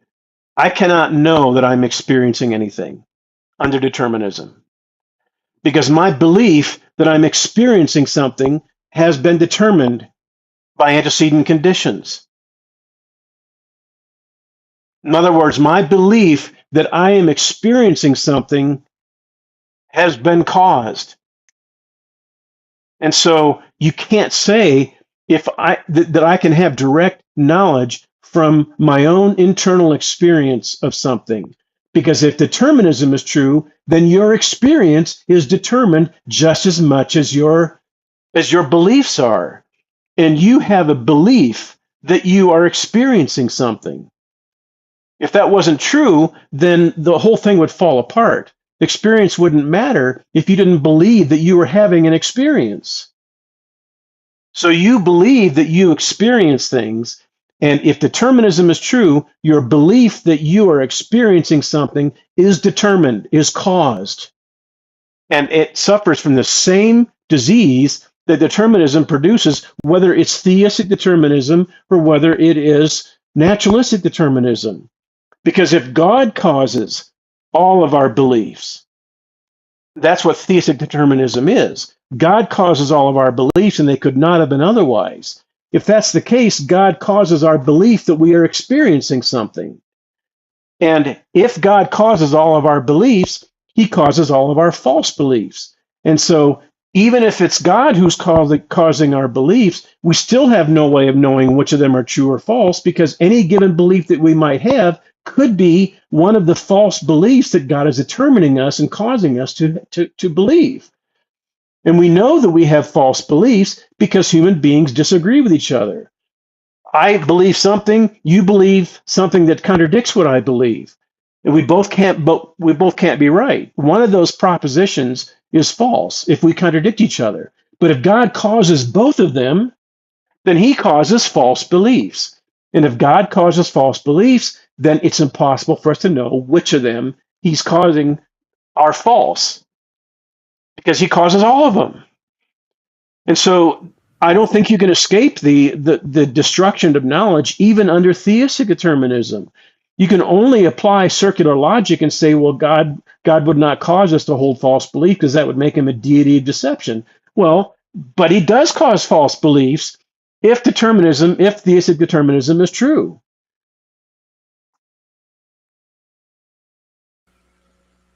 Gotcha. Yeah. Okay. So that's correct. I'm assuming free will after, in terms of the fall itself or whatever. But yeah. So by theistic determinism, I guess I'm just saying, in the limited sense of creating our knowledge producing faculties, or our warrant faculties and stuff like that. That's the only restricted set, and then it works. But all right. yeah, Well, if you're going to say that, then don't call it determinism, because that's going to introduce just a massive level of confusion into the conversation. Gotcha. Okay, because so let me go away from that entirely. Okay. Yeah, you've been talking a while. So let me just, I've got to represent the atheist here. So I'm trying to come up with a natural thing. And okay, so let me put it this way. Clearly there are things in the natural world that are beyond our understanding and stuff like that. And even though we know that our cognitive and noetic faculties, as well as any belief producing faculties, were produced through an evolutionary process, and the primary goal of that is survival of the fittest and that sort of thing. That's its primary aim. Number one, you could argue, an atheist could argue that, yeah, but that's coincident with them being also focused on producing true beliefs, because true beliefs are correlated with best fit for survival beliefs overall in the grand scheme of things. Okay, I would dispute that. If that's what the atheist wants to say, I would dispute it right away, immediately. Okay, so so would I, as a theist, kind of thing. But there is, you would admit, trying to do my best here, that you would admit that there is sometimes a correlation that obtains. Like clearly, if you see a tiger and you got to run away from a tiger who's coming to run at you, then yeah, it benefits you to have the true belief there is a dangerous animal running towards you, therefore run away. So there is oftentimes. But we're not talking about true beliefs. We're talking about justified true beliefs. Sure. Those are two fundamentally different things. And not only that, but beliefs do not have to be true to be a survival benefit. False beliefs can also enhance survival and support survival. So I might have a belief that behind every rustling bush, there's a predator that wants to eat me. That's a false belief, because the wind can make a bush rustle and make noise. And so if I believe that every time I hear a bush rustling, that it's because there's a predator behind it, causing it to rustle, causing it to move, that's a false belief. But that is going to enhance my chances of survival. Because what I'll do is I'll run away from every rustling bush. And if I run away from every rustling bush, I'm going to run away from a bush that has a predator behind it. And so my belief that behind every rustling bush is a predator is a false belief that is helping to guarantee my survival. So it is simply not true that true beliefs enhance survival or promote survival or support survival. Simply not true at all. The fact that they are true and that they help in survival is simply an accident. And an accidental true belief is not a justified true belief, so it's not knowledge. And what we're talking about is whether or not the naturalism can actually cause us to know things, not just to believe things that are true. Those are two different things, completely different things. Yeah. Like I said, modify the tiger example to be justified true beliefs, but I think your objections stand on that, obviously. Okay, last thing, and I want to bring up Brian, but okay, so let's posit some sort of intelligence then, not just some random natural, non-intelligent force. So in the natural world, it's possible that there could be aliens out there that created life on Earth and maybe other planets or something like that, and they were the ones who designed our faculties to produce warranted or justified true beliefs within a deterministic universe and stuff like that. So they were smart enough to work with the laws of nature and design things so that we could produce warranted true beliefs, even though they were determined. Those conditions could still be fulfilled. Is there not? Is there? I know you disagree with even God's ability to do that, but like, I don't know. Is there, outside of those kind of objections, if it were possible for God to do it, could it also be possible for aliens to do it, kind of thing? Well, so you're saying that aliens created us? They have the power to create life on Earth, and that they have the power to give us rational faculties and so on? Yeah, at the very least, the latter. They gave us the ability to come to knowledge, kind of thing, whereas animals don't have propositional knowledge. Okay, so they're not actually causing us to know things. They're giving us the ability to rationally deliberate and therefore arrive at justified true belief through our own cognitive faculties. Yeah, but this is all within a deterministic world. Like everything they did was determined, and yeah. Well, then they're not giving us the capacity to reason and to rationally deliberate. Because if they're determining our beliefs, then that's not rational deliberation. You can't have determined beliefs and rational deliberation at the same time. It doesn't work that way. But if the aliens created us and created our ability to rationally deliberate and arrive at justified true beliefs, then that doesn't solve the problem of naturalism. It simply relocates it. Because my question would be, are those aliens necessary beings, or are they contingent beings, and were they created by something?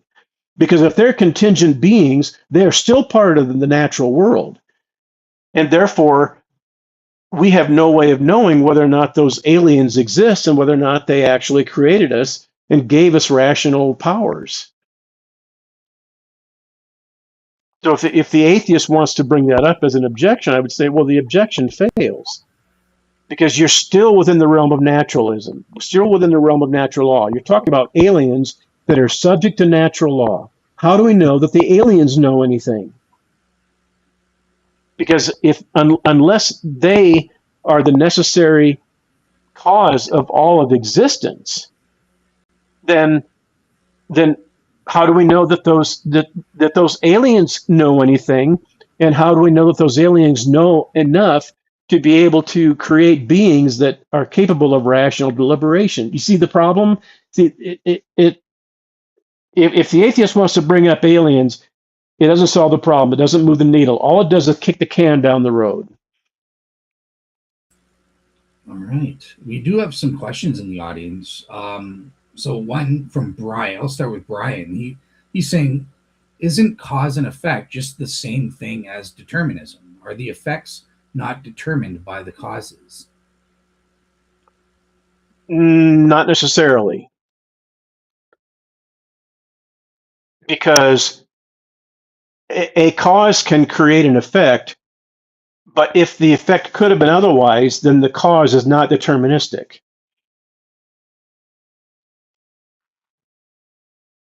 Would you agree with that, Dale?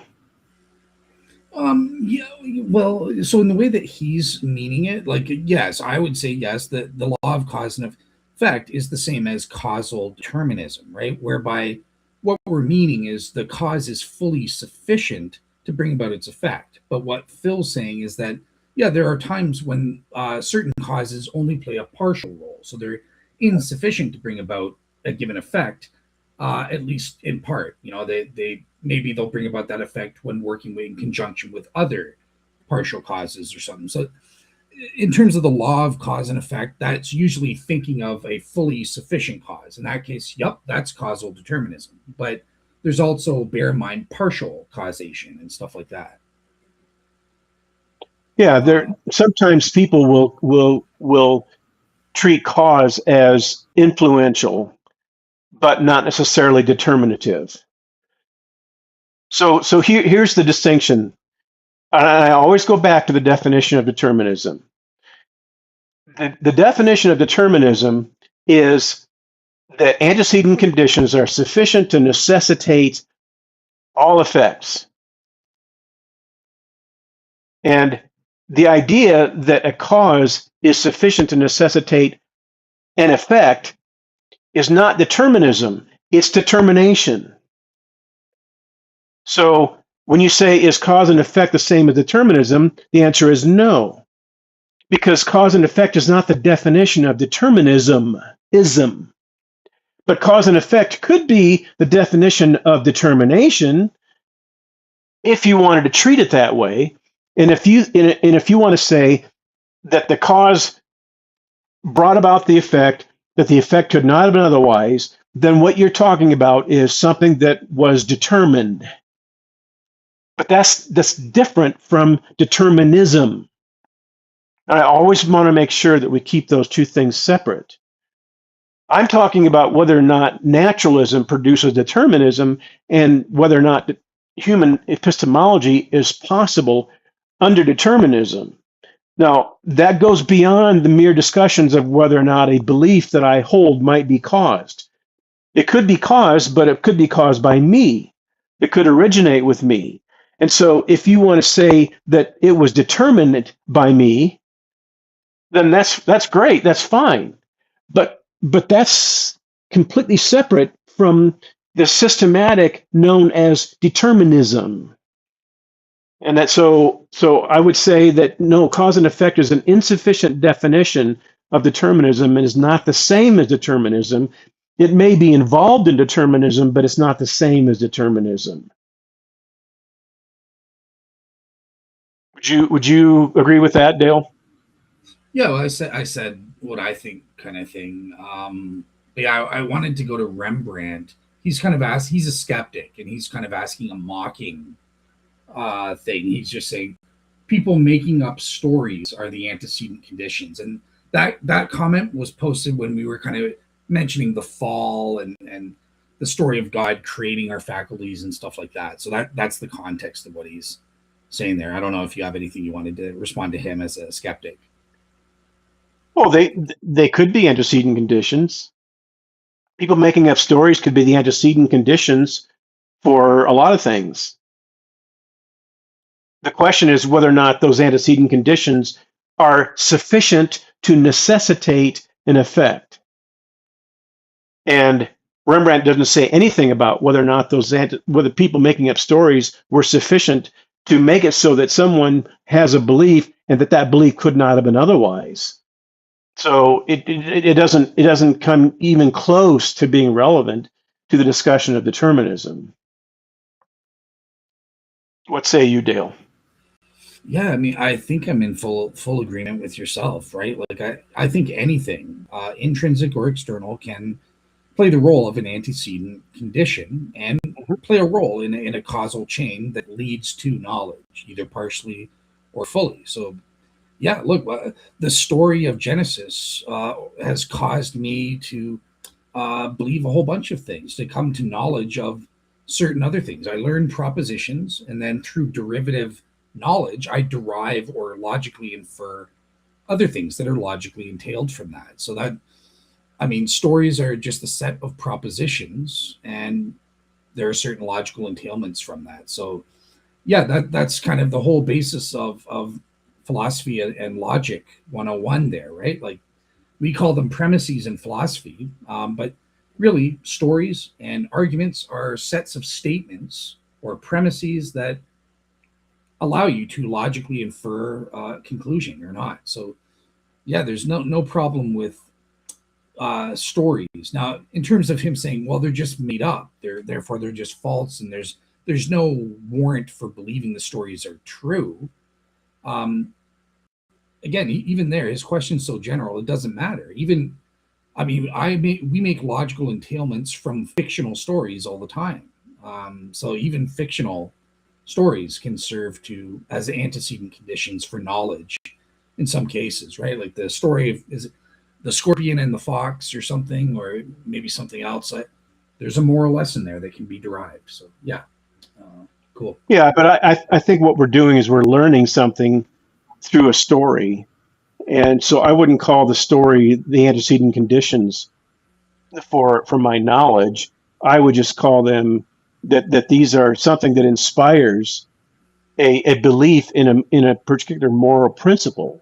And whether or not that moral principle is true has to be verified by something other than just a story that caused me to believe it.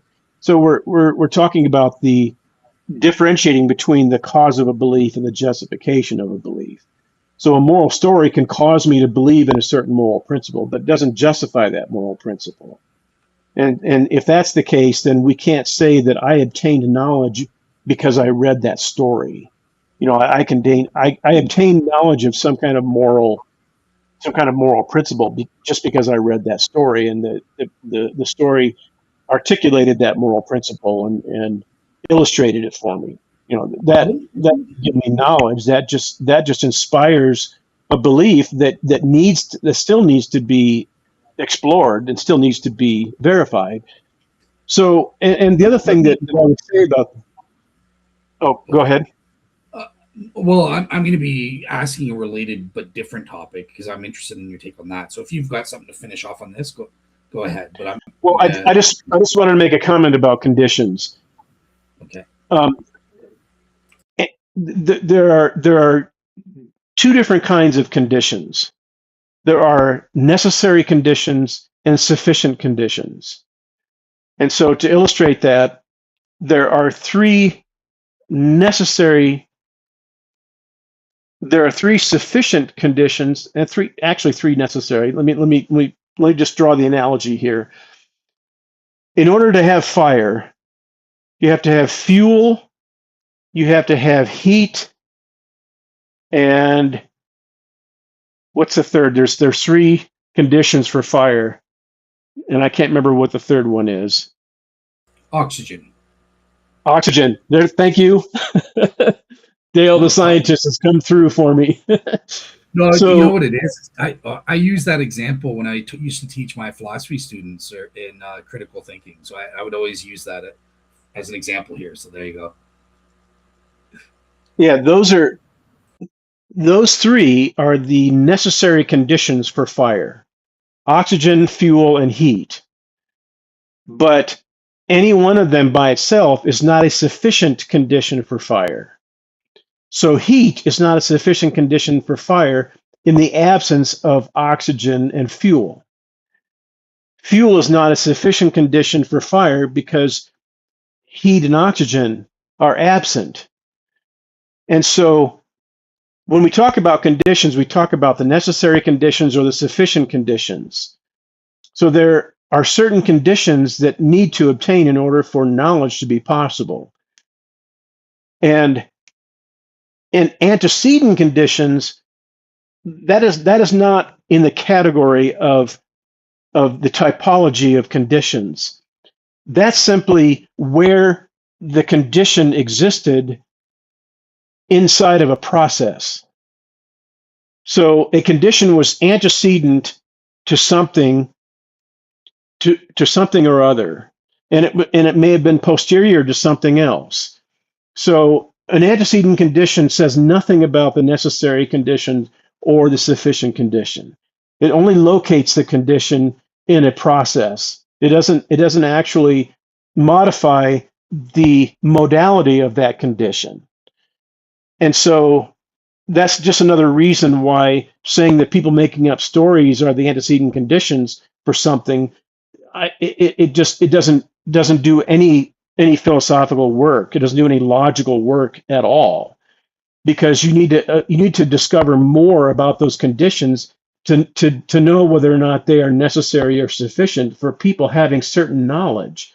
And so if somebody makes up a story, it's irrelevant. The story could be true, the story could be false, the story could carry a justifiable moral principle, or it could carry a faulty moral principle. It doesn't matter. So there's just the observation that people making up stories are antecedent conditions for certain beliefs. It just doesn't do any work. It really doesn't move the needle. Doesn't go anywhere. It doesn't help. It's not helpful at all. So that's what I just wanted to say that about this comment. And we can move on. So it's related but slightly different, and I'm interested in what your take is. So if we forget about making up stories, testimony as evidence, right? So people testify to certain things or certain events. I'm kind of curious. So there are different positions in the epistemology of testimony. There's a reductionist position, and if I'm going to bet, I think this is the position you take, but I'm going to ask to make sure. So you're saying testimony, like making up stories, we don't just believe that. We don't have a justified true belief on that basis alone. We need independent justification in whatever form, empirical evidence or logic, or however you gain justification. But testimony in and of itself, being presented with testimonial claims, does not give one a justified true belief. There's the other side, a non-reductionist stance, which I take, which says testimony in itself is a basic form of evidence. It is to be believed unless and until you're presented with sufficient defeaters or something like that. So, but it sounds like I wanted to ask where you stand. It sounds like on the former for you, right? Well, I think both of those can coexist. I don't think that they are mutually exclusive. Because you can say that testimony is not enough to give you justified true belief. And what you might mean by that is that testimony has to be tested. That untested testimony is insufficient to give us any kind of justified true belief. And so if we just say testimony is not enough to give us a justified true belief, that's incomplete. It's not specific enough. It doesn't do any work for us. But what I would say is that testimony is sufficient to give us justified true belief if, and only if, it is put through a series of tests. And one of the best tests for establishing the reliability of testimony is defeater elimination. And that is exactly what I'm talking about in my new book, The Knowable Resurrection. In The Knowable Resurrection, I'm arguing that the testimony of the apostles is sufficient to give us a justified true belief that the resurrection of Jesus Christ actually occurred. So we can know it occurred on the basis of their testimony, not by simply accepting the testimony at face value without investigating them, but that if you investigate the testimony and put it through the standard tests of defeater elimination, then you can arrive at justified true belief on the basis of that testimony, because it's been tested and you've eliminated all the defeaters. If you eliminate all the defeaters, what you arrive at is what I call organic rational certainty. Because it's not about showing whether or not it's reasonable to believe in a specific proposition. It's about establishing through the elimination of defeaters whether it is rational to disbelieve in that proposition. And that's what I show in my book, the knowable resurrection, is that we can know that the resurrection occurred based on the testimony plus the test of eliminating all live defeaters to that proposition. So I would agree with both of those sides of that debate, but I would only agree with the first side because it's incomplete. If it is presented as complete, that testimony alone, without being verified, without being tested, then is enough to produce a justified true belief, then I would say no at that point. Yeah, so they are exclusive. The non-reductionist says, no, you don't do anything to verify it, kind of thing, right? All there is the absence of proven defeaters. Is that, and I believe it or not, so there's another difference. But Dale, let me interrupt you real quickly. The absence of proven defeaters is not the bare acceptance of the testimony. It is if you discover that there is an absence of true defeaters or live defeaters, then you've actually gone through the process of testing that testimony. So here's what I would say, right? So here's an example, and I think you would again appeal to practical stakes maybe, but it's when I get testimony, I ask somebody for directions on the street, and they give me testimony. Oh, it's down the block.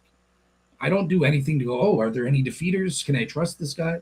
I just believe him, and 9 times out of 10, I've got knowledge in that case. I've got a justified, under your definition, I've got a justified true belief. No. You do not have a justified. You do not have a justified true belief. You just have a true belief. Okay, whatever you say. Yep. Yeah, it's your view. Okay. I was trying to give my view, but you have a belief that turned out to be true. Sure, whatever you say. Yep, you're right. Sorry, I didn't mean to be rude. Yeah, just let me finish, then you can refute me, kind of thing, right? Okay. Yeah, and this is what a lot of philosophers, experts in the field, Jennifer Lackey, Liz Jackson, they all agree with me on this, and I think it's our common experience, right? When I told you my name was Dale, you didn't do anything to say, oh, are there any, let me test that, let me verify that. Is that true? No, you just believed me, and you, guess what? That's my name. You have knowledge that my name is Dale. That's true. That's right. That's a justified true belief, kind of thing. Now I'll shut up and go ahead and tell me why I'm wrong. Okay. No, when you tell me your name is Dale, I don't have justified true belief. I don't have knowledge.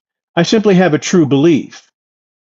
And I have a belief that I have no reason to doubt. But that's not knowledge.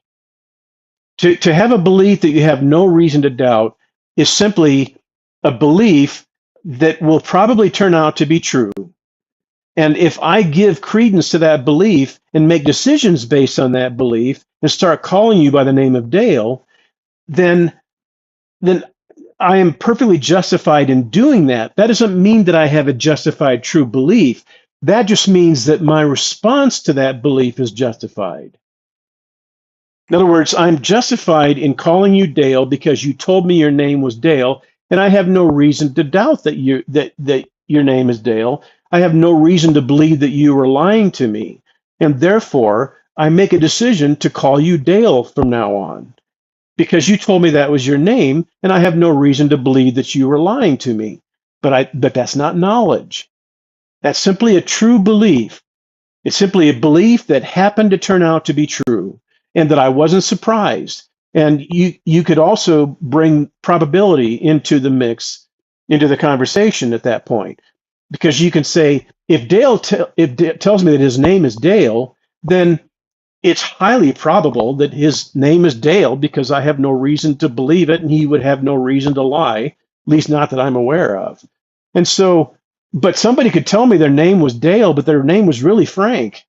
That could be their given name and their birth certificate, and they're telling me that their name is Dale, and they're lying to me. That's not really their given name. Then, if that's the case, then I might have a belief that person's name is Dale, and it might be probably true, but it's also possibly false. And if that's the case, I don't have knowledge.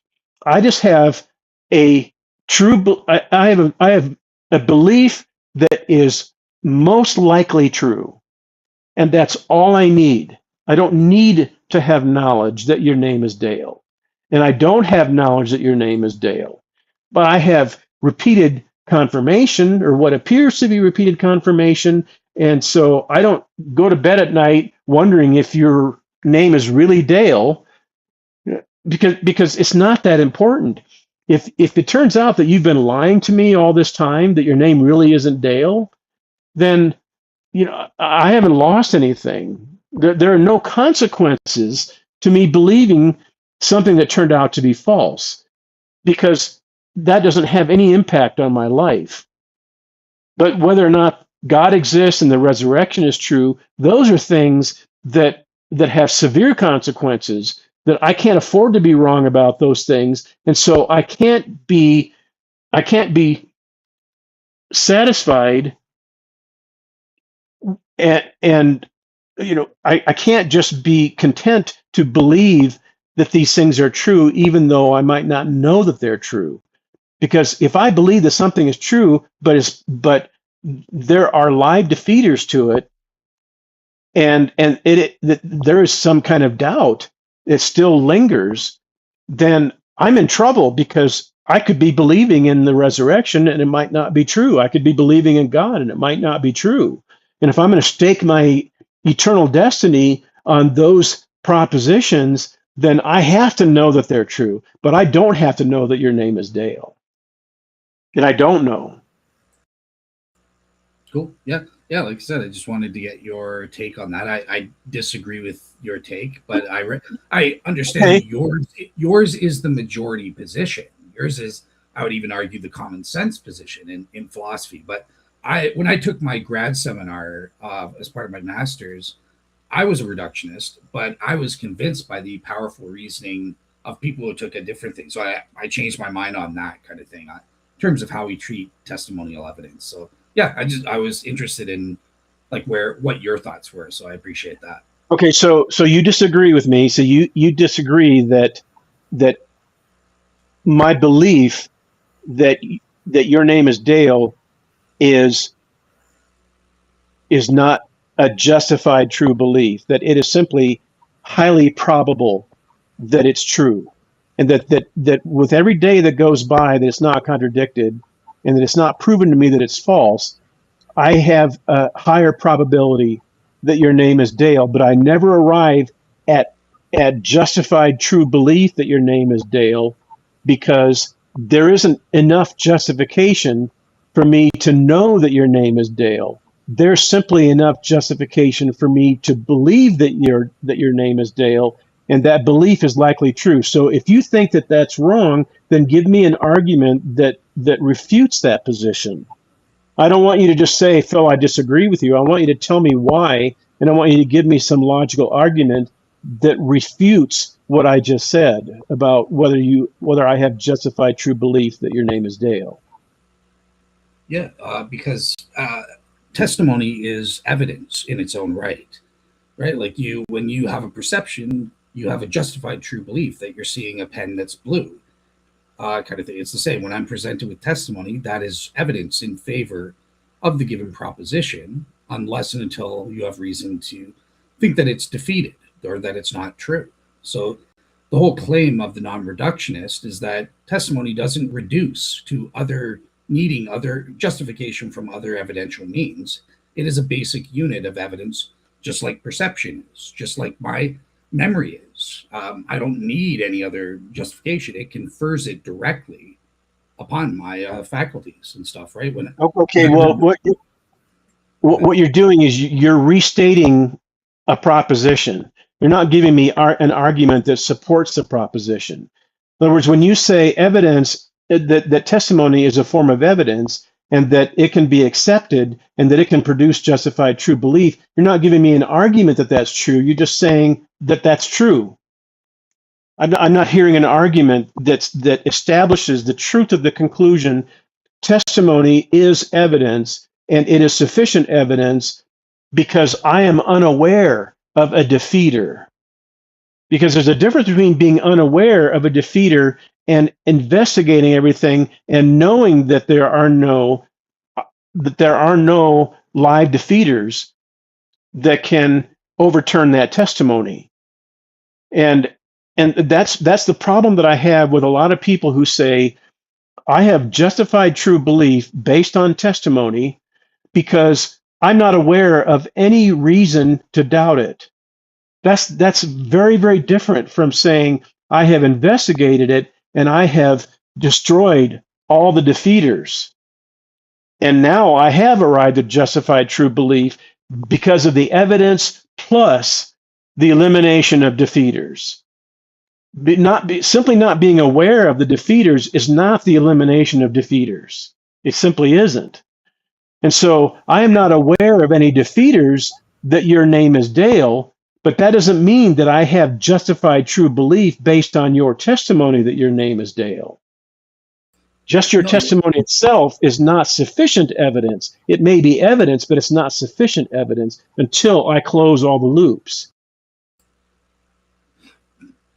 Well, yeah. So that's what I'm talking about, is that there are no defeaters, provable defeaters, kind of thing, and that's what the non-reductionist position is. It's the same with memory, and when I ask you what you had for breakfast and you use memory as your evidence, you just go, oh yeah, I had eggs, and you have knowledge that that's what you had.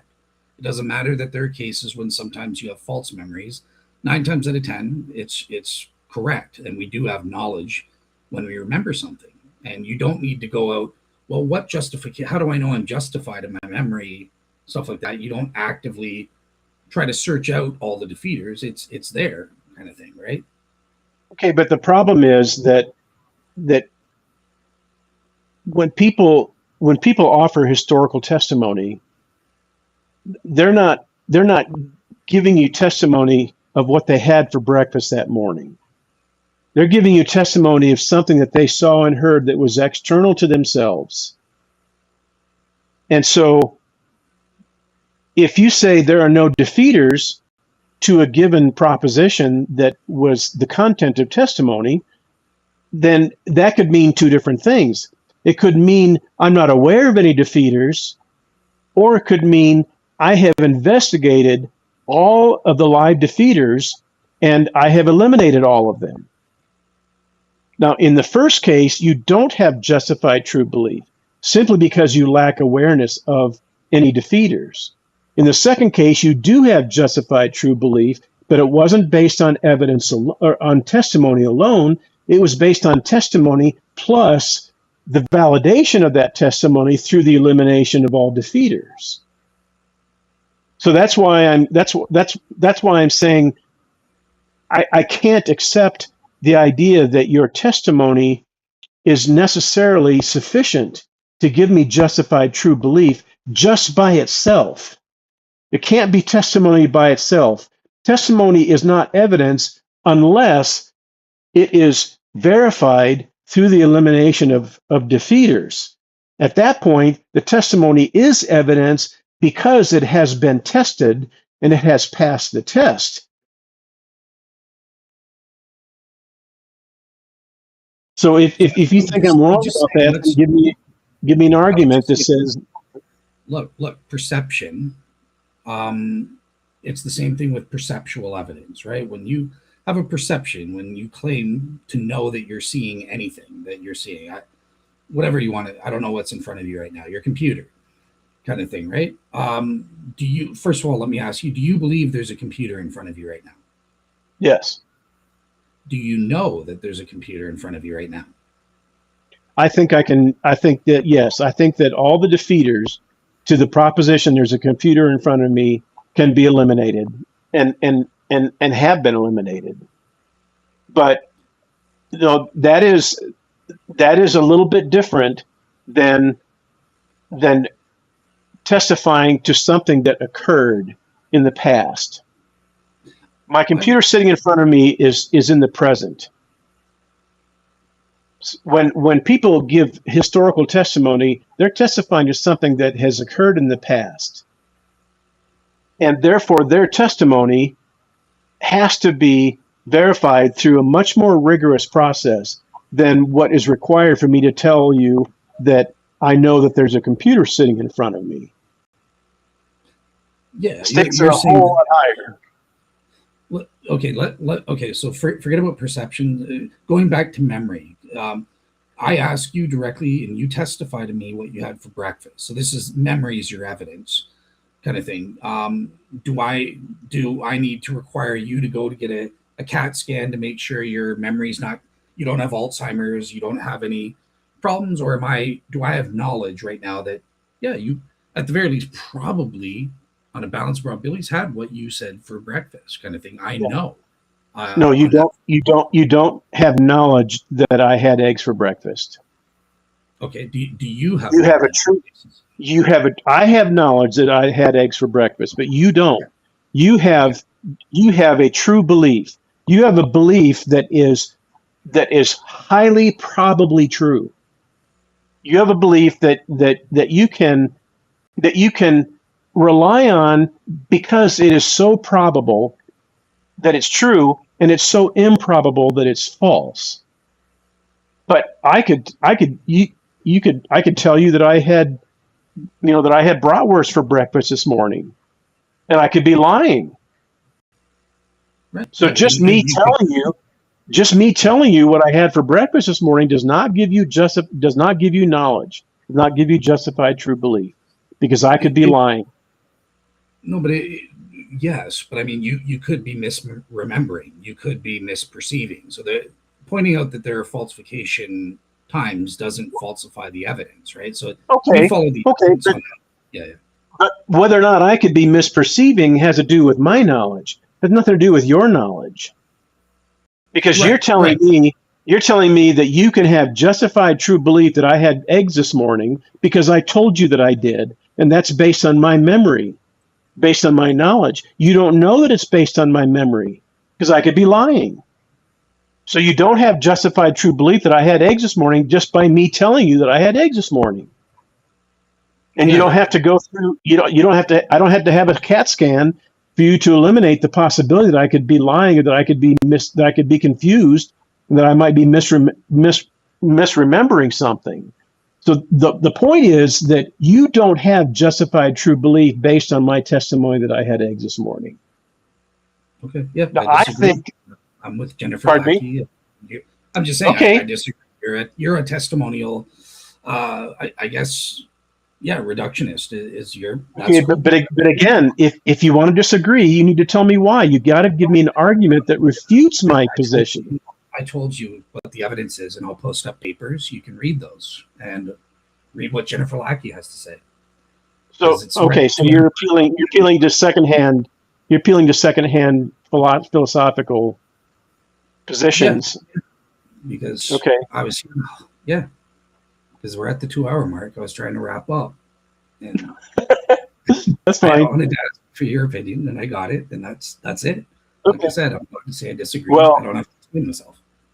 Okay, that's fine, and we can pursue that more offline, because it's really kind of off topic for today. I mean, the whole idea behind what we want to talk about today was whether or not knowledge is possible if determinism is true, and we've deviated from that subject matter to a substantial degree, what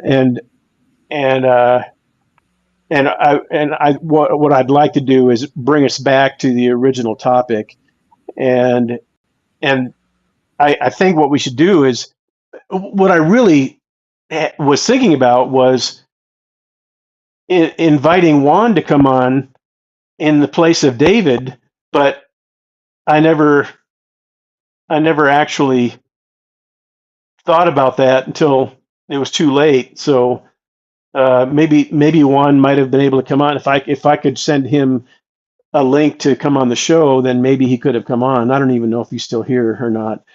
But anyway, that's where the main argument lies for this particular show. And if we want to discuss these other topics about justified true belief and knowledge and memory and those kinds of, what Lackey has to say and so on, then we could devote a whole other podcast to that. And because we've only scratched the surface on it. And if you'd be interested in having that discussion and more fully, then I'd be happy to do that. And it would also give me time to consult some of the literature that you're referring to. So, and same here. Like I said, I wasn't prepared to debate. I was supposed to be a moderator today, so that's why I need to go back and read what she says too. So yeah, but yeah, the answer is yes. I'm willing to debate it, but I need to be prepared, and I'm not prepared right now. Yeah, so. and I'm not necessarily saying that we should have a debate. I just think we could have a more fruitful discussion, possibly if you could present those arguments a little bit more clearly, and instead of from secondhand, instead of saying go read a book, I have constantly tried to avoid the argument of, hey, if you read this book, you'll hear the refutation, and it's just doesn't really get us anywhere. So putting it off to a separate discussion would probably be the most productive thing to do. So yeah, like I said, I'm going to post the papers, so I would recommend you read them. I'm going to be posting up papers that support your side as well, so that'll help us prepare, and we can do a discussion. Okay, cool. Well, for anybody who's still listening, we may have lost a lot of people, on the show here just because we started rambling on and we got into the weeds. But in case anybody is still listening, I would like to recommend some reading about this topic. And if someone that is in here, earshot of my voice right now is only able to take in one book, then the book that I would recommend would be The Epistemological Skyhook. That's by Dr. Jim Slagle. I think it is the most powerful argument against naturalism and its ability to produce epistemic reliability. But if you don't have time to read a long book, then I would like to be self-serving and recommend my book Machines Don't Laugh, because I have my variant of this argument that's well articulated in that book, and I also articulated in the book Calvin's Desperation, because again, my central thesis is that determinism destroys epistemology no matter what flavor of determinism it happens to be.